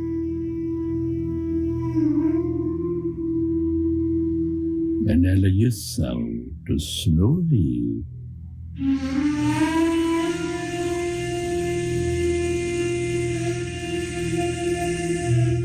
and slowly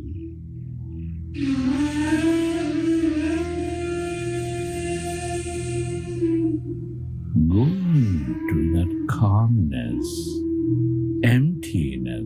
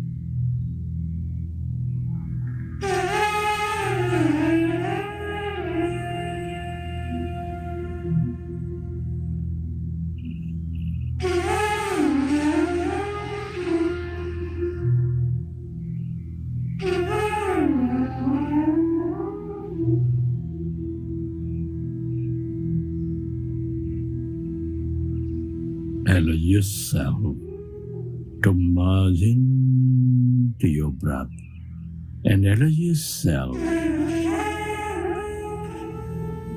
to experience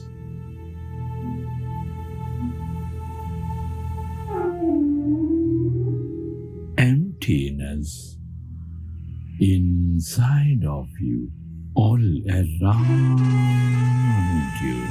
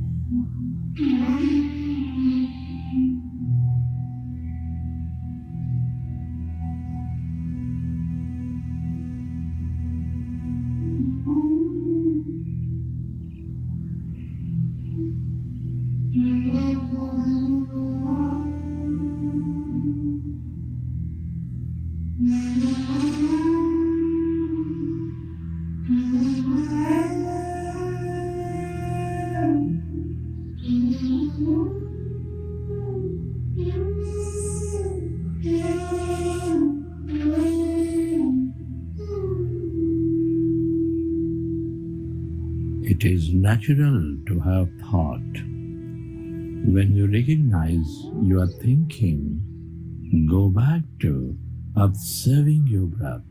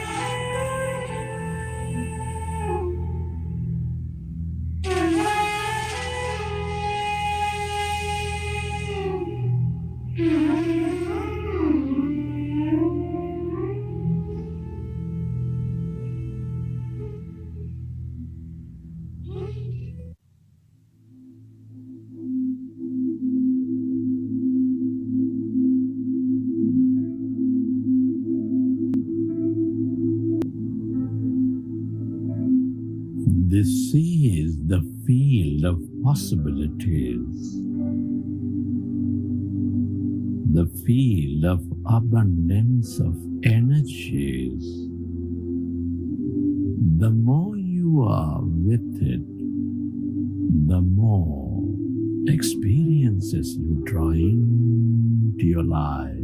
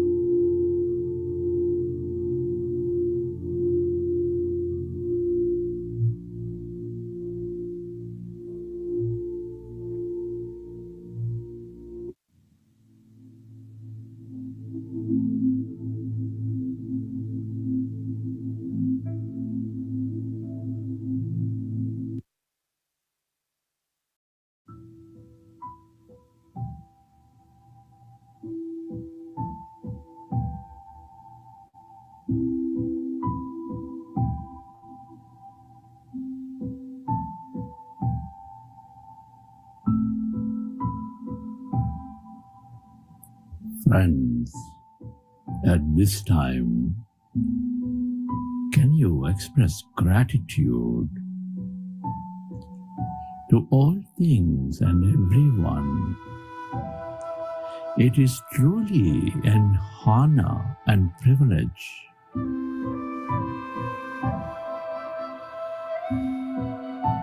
to be living and experiencing this life at this time of history, to be exploring consciousness. Many are not so blessed.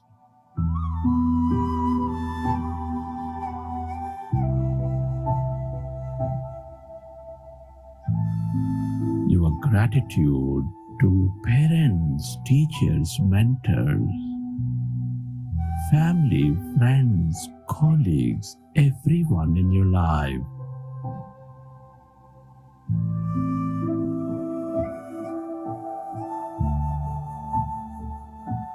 To all the nature, the plants, trees, animals, forests, planets, stars, to the technology, to all the systems, companies, governments, to your body, to yourself, and to this intelligent quantum field, the universe. Gratitude is the highest state of receivership.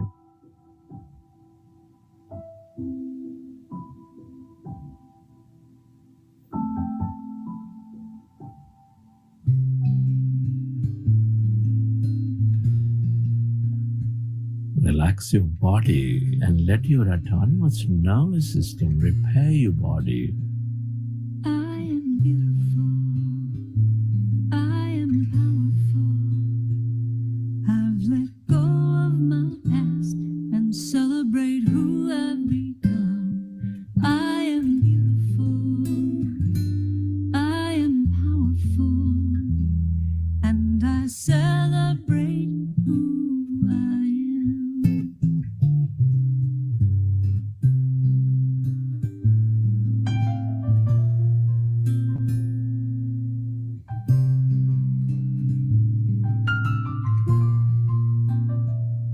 I am beautiful. I am powerful. I've let go of my past and celebrate who I've become. I am beautiful. I am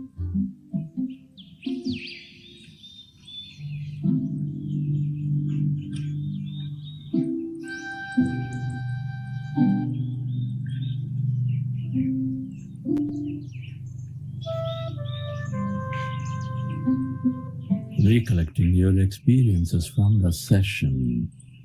Whenever you're ready, keep your hands on your eyes for 5 seconds, and then you may open your eyes.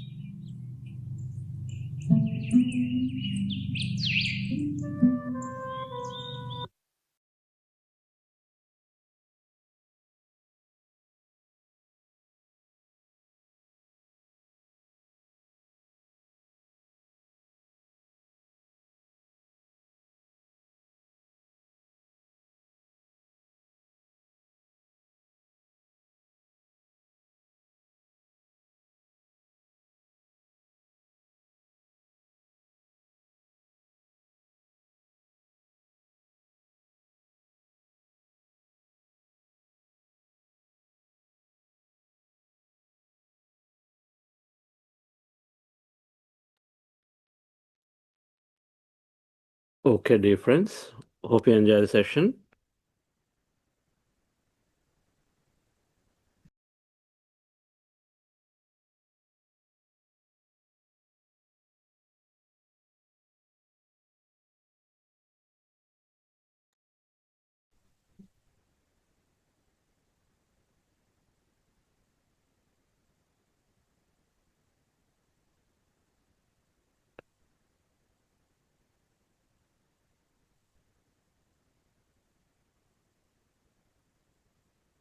One very important concept in our practice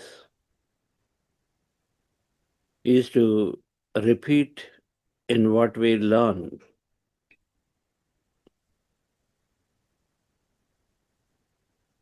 We can do this 40-day program once. If you see it as a course, we do it once and we are done.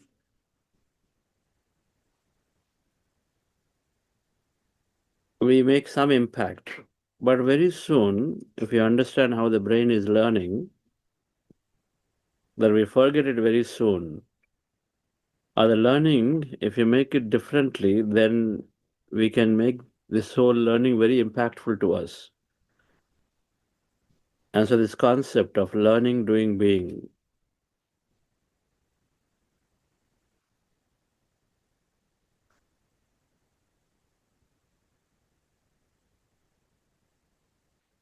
that we are set up to, and in Sanskrit, in Vedic scripture, it's called Shravanam, Mananam, Nididhyasa.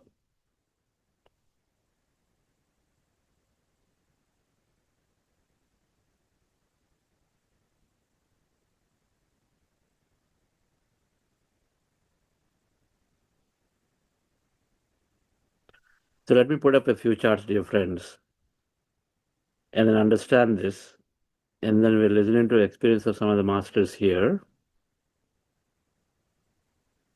Learning, doing, being. And then why this is important that we learn differently and then we keep repeating. And in the context of emotional intelligence, this is a powerful concept to know so that we can change our experience.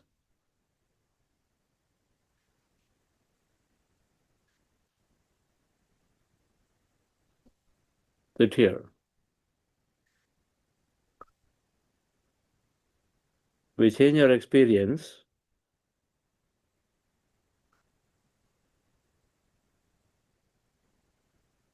with others, our responses with others, reactions to others. When we understand this concept, then we know that we have to repeat things. We have to process things, we have to learn things and repeat them. Because all things are happening through this phase of learning, doing, being.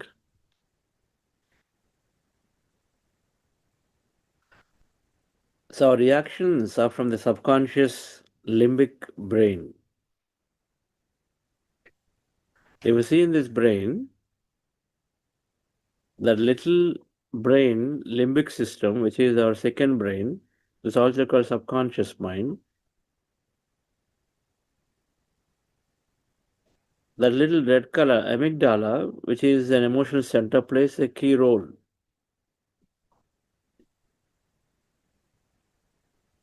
All reactions happen from the subconscious brain.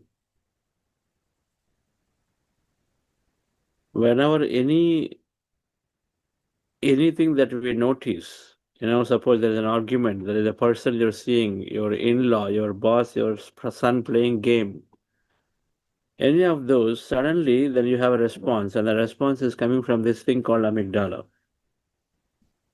It's also part of this second brain called limbic brain, and it plays a key role, and this is what happens.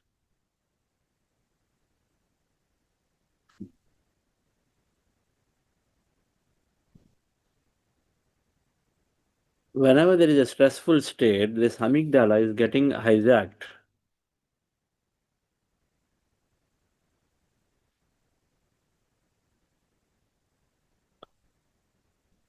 So you see here in this picture, suppose you enter into your office and you are there working in a cabin.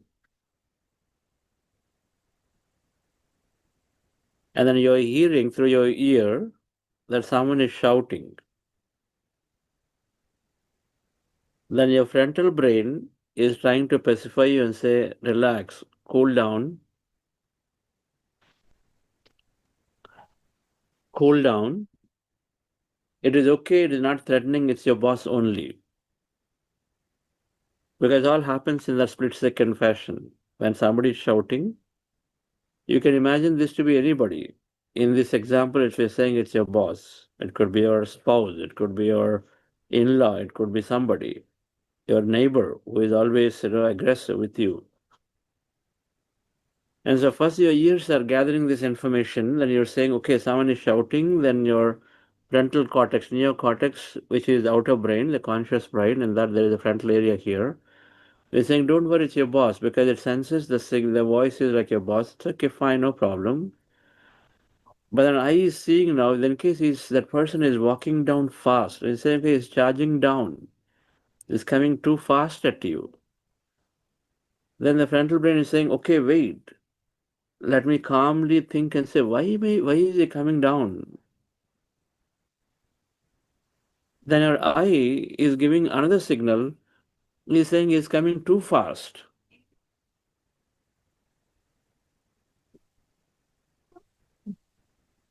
In case he's saying he's coming too fast.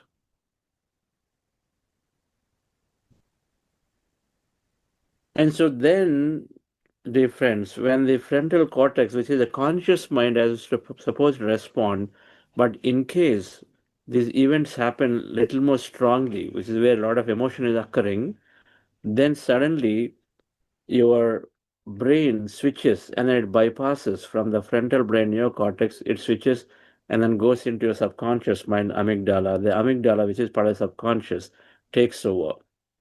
So far, your conscious brain has control, but beyond a point, it doesn't have the control, and then the subconscious takes over, amygdala takes over, and then it simply responds to what it was designed to do before. Your neocortex wanted to stay calm and think before it respond, but it couldn't. Because when you have sudden sensory input, that feeling is intense, then suddenly amygdala is saying, no, it's too dangerous to let it go. I need to produce a threat response here, a dangerous response. And so then amygdala is taking over. Now, in this case, the amygdala may be saying that just come up and be ready to shout and then be ready to fight with your boss, because that's what was saved you in the last time. So then you're ready to, adrenaline is up and you're ready here. You're also ready without you knowing what is coming down to. For all you know, maybe coming down to tell you that, hey, you know what, the great news that our client and whatever that we did last night solution worked. But here you're thinking something very, very poor happened, is why it's charging down. And then you go in and give an older response from this amygdala as a subconscious response. So friends, without meditation,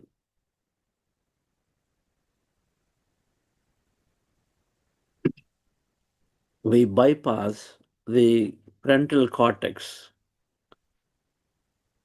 In the brain language, the conscious mind holds the frontal cortex, as you see in the picture in the top right, and the subconscious mind holds the amygdala.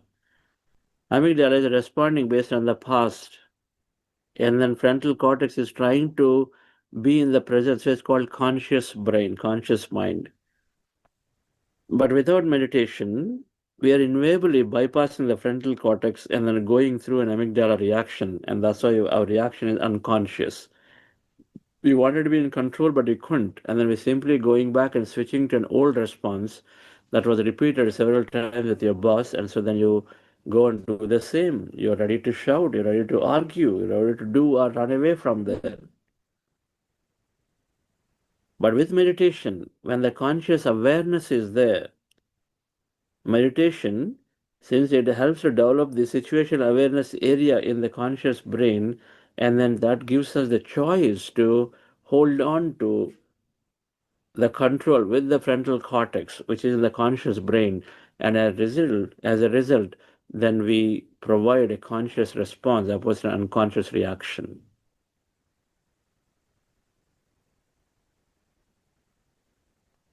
That awareness is required to be developed. And then number two, our reactions are based on the stronger emotional experiences that we had and stored in the subconscious mind. The old state of bosses charging and then we're also arguing was quite emotional. The more emotional something is, the more strongly it stores in the subconscious mind. And then so the amygdala gets active pretty quickly when you have a old, deeper memory sitting out there. So now what's the point? How do I change the situation? If I want to improve my relationship with my manager, my boss, then should I be subconsciously and unconsciously reacting the way I've done? How do I change it? My subconscious was full of that old memory that I had, that experience with my boss, as an argument, as an altercation, as a fight, or whatever. But it was full of that emotional outburst that I had was fully stored there because it was an intense emotion. But it was not a useful reaction, useful response that I'm giving from my subconscious. Now, if I want to change that, if I want to change it to something greater, newer, so that next time my boss is charging at me, I have a better way of responding. What should I do? This is where, dear friends, our learning and this concept of learning doing comes. The concept of learning doing being is saying that in our three brains, We are learning everything through this frontal cortex and neocortex. Whenever we learn something, it is learned through the frontal cortex, but then slowly it goes into the subconscious when you repeat it. Anything you learn, if you repeat it, it goes into the subconscious.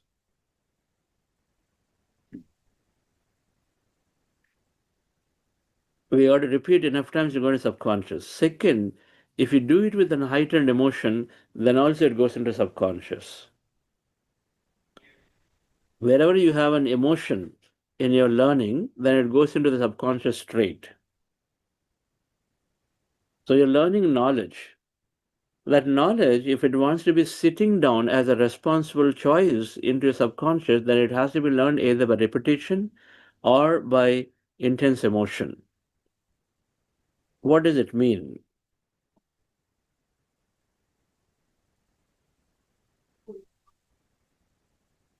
So in this slide here, our human brain has infinite capacity.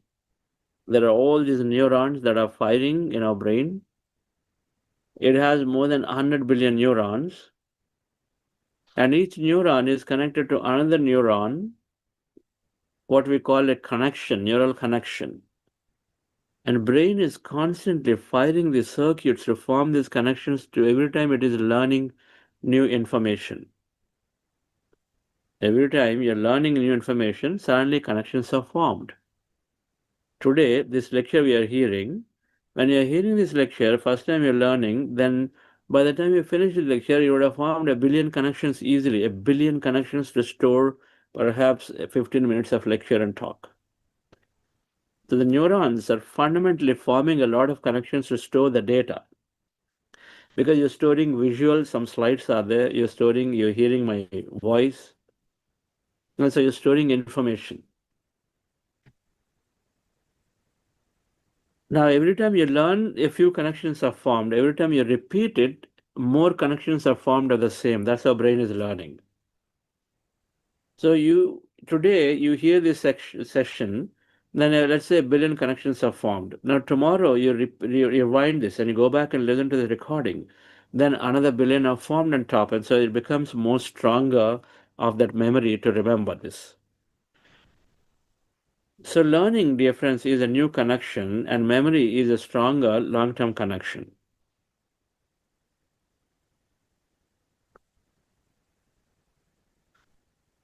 So just to give an example here, in this picture, in this slide,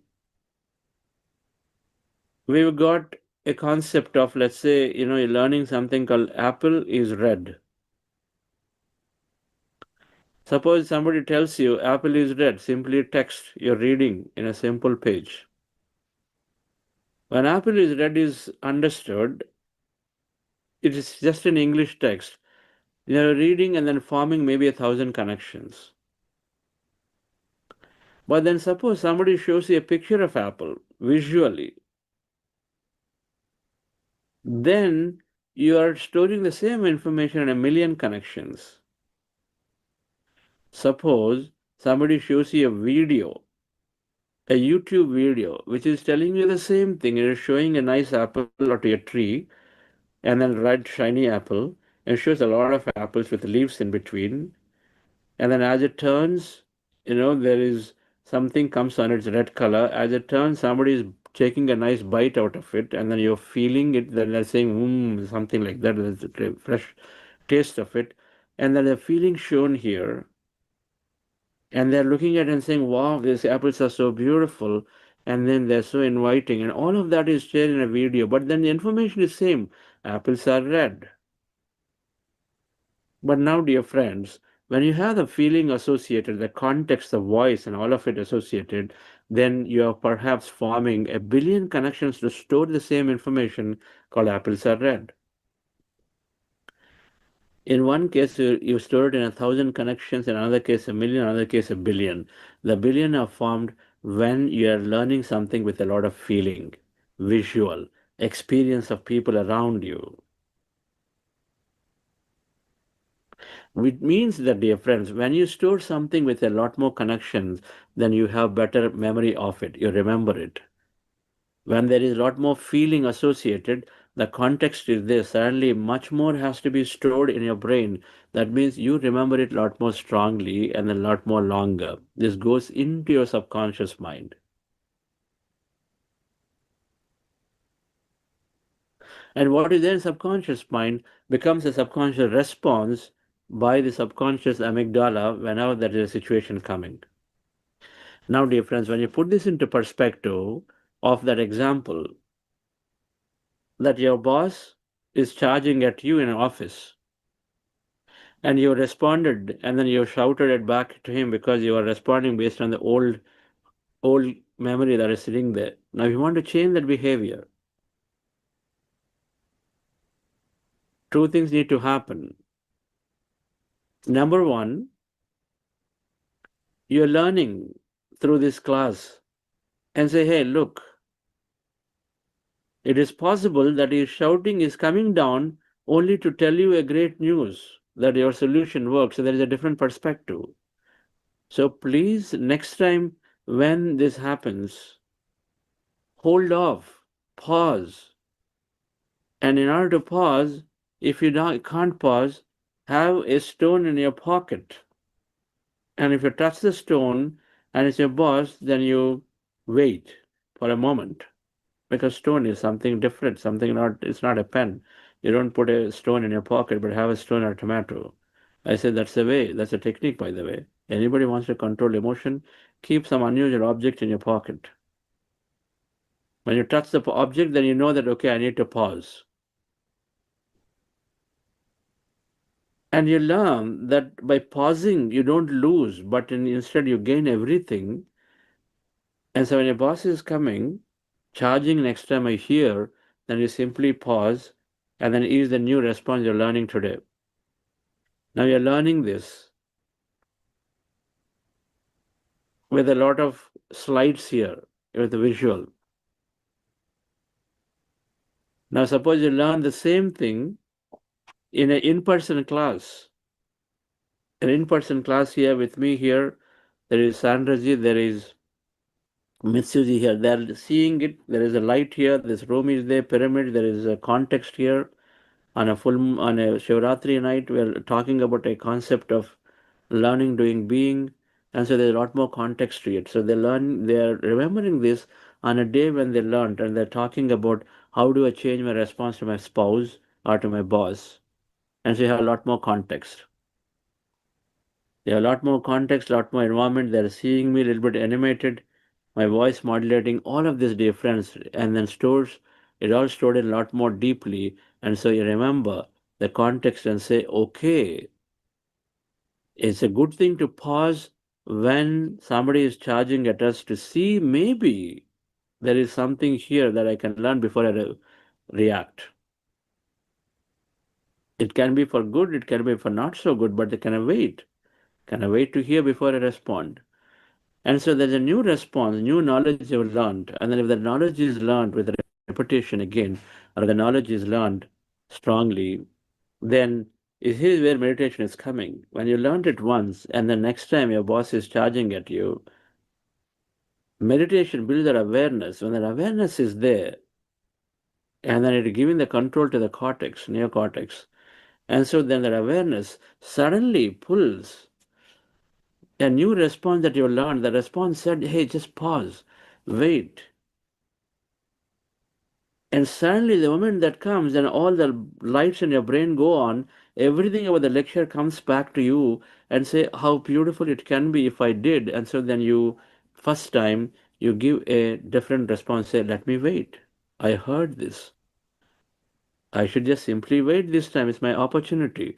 And so as the lights glow up everywhere about the lecture, the knowledge comes alive because brain stores it all together and says, yes, I must do this. And then you wait and you do it. And you dissolve that moment, the energy is dissolved, and your boss comes and shares something beautiful for you. And then you say, wow, this is good. He didn't respond negatively.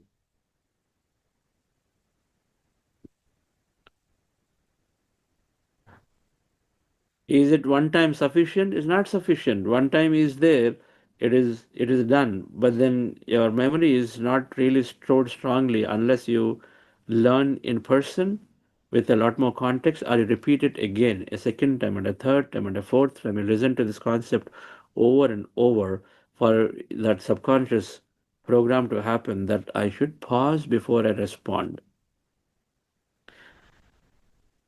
I should simply take a break if my boss is coming before I respond, whatever that solution is.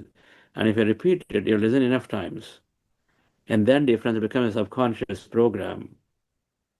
And so then you did it once, you are joyful that you stayed calm. You did it a second time, you stayed calm. You do it a third time, you stayed calm. In a due course difference, it becomes a new response. And so nobody need to tell, no other aid is required, that every time somebody is charging at you, then you are staying calm before you are reacting. That becomes a new state, new response. The old circuits are removed. The neuroscience principle is that cells that don't fire together, they lose together, or use it or lose it principle. If you don't use it, they lose it. So slowly they go away. The old response of aggressively arguing or shouting on, and so the new response of being quiet when something happens has come in. And you permanently replace the old circuit with a new circuit. So this is called learning, doing, and being. You become of that new person where you are more calmer. You're responding wisely. You're choosing a specific response now. A new thing is installed in your subconscious brain permanently. And how does it happen, dear friends? It happens through repetition. That means you have to learn again and again and again. And when you hear the lecture about impeccable speech, truthful, useful, positive, we said that. Yes, you remember today, you heard it good, and so you go and then apply it one day, but is it sufficient? Not. We go back and listen to the concept again, let it sink in to the subconscious. And you listen in a Shivratri program like this, where you're there for 10 hours looking at how other masters are carrying impeccable speech, how they're speaking when it's necessary, otherwise they're staying quiet. And then you also recognize and say, okay, this is what impeccability means. And then you have an associate circuit formed. And so then your circuits about impeccable speech are growing. And so it becomes handy. And next time a situation comes, you know how to be impeccable. So repetition or going in person, where you are learning a lot more with the contextual learning of all the associations that are there. That's very important. And we learn through seeing as opposed to listening difference a lot more. When this is applied, our emotional intelligence will grow significantly. Our responses to our family members, to spouses, to bosses will change significantly. We need to repeat. We need to repeat what we learn. So that's why we say this 40-day program is not a one-time, it's not a program like a C language you learn. It's not learning, how to make a dish or how to do sewing, learn sewing. It is a lifelong thing because there is so much wisdom that happens, and every time it gets desettled by your environment. And so we need to again learn and then put it back again.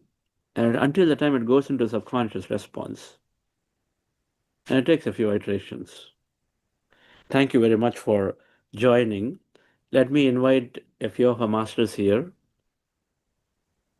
who are there. We've been experiencing our Shivratri meditations here.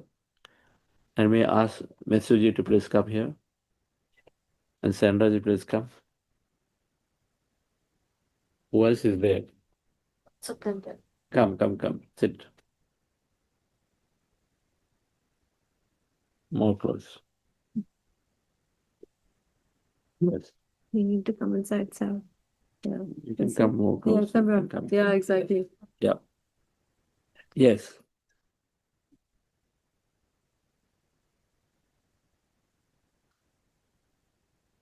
Mrs. Okay. So, Your experience of meditation today.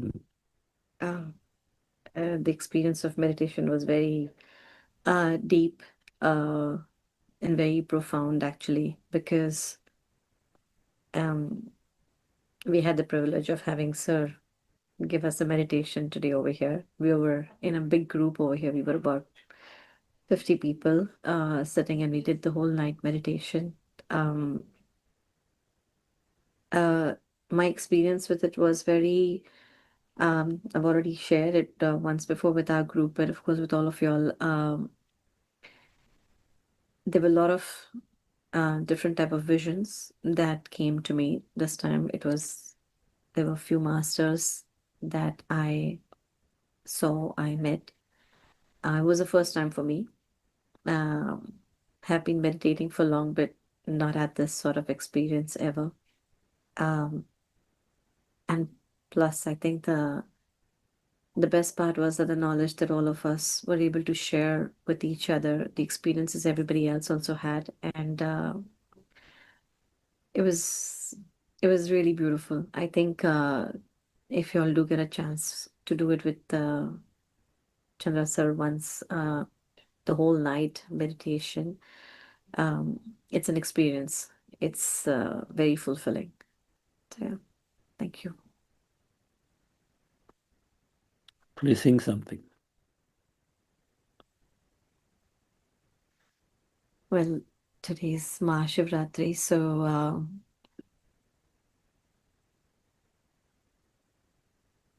Shivoham, Shivoham,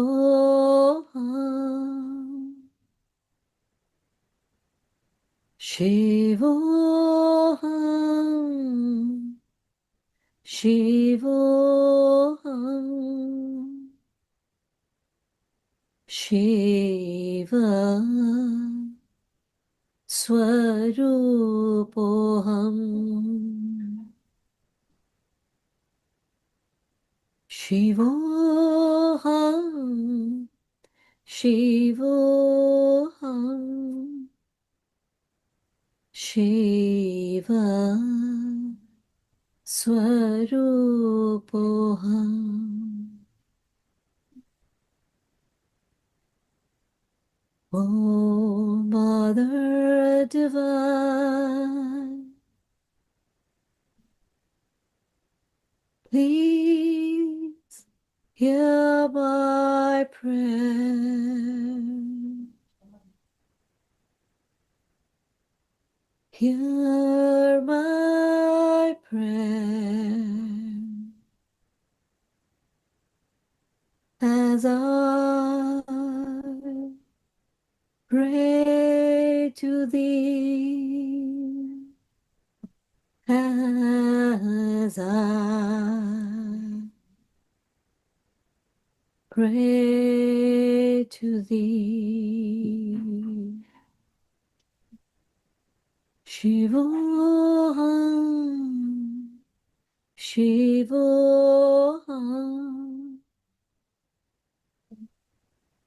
Shankara, Shivoham.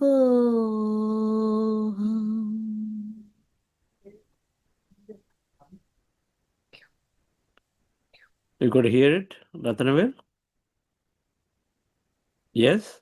Wonderful.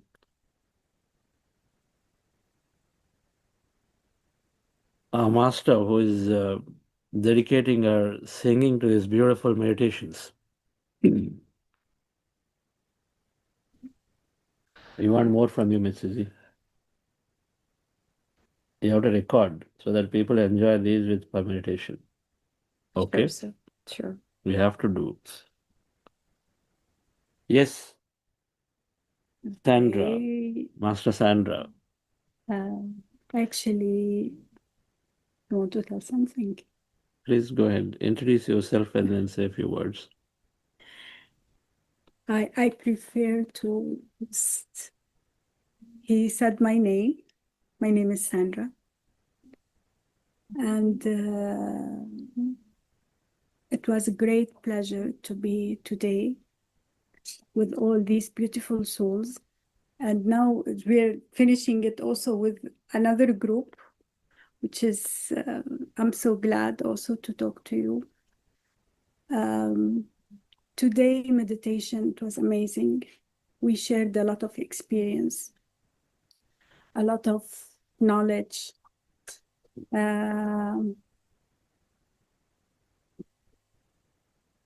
Every time when we sit together, when we share together, we discover how much still is there, how much meditation,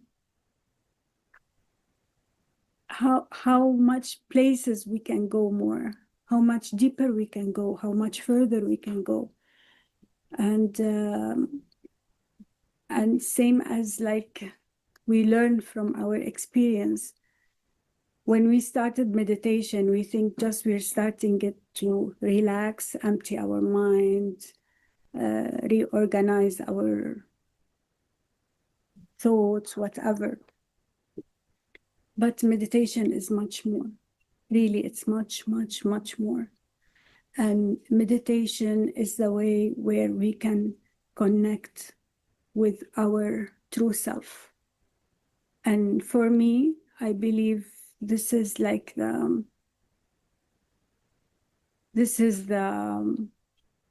goal to meditate and to connect with your true self. Is not only to empty your mind, is not only to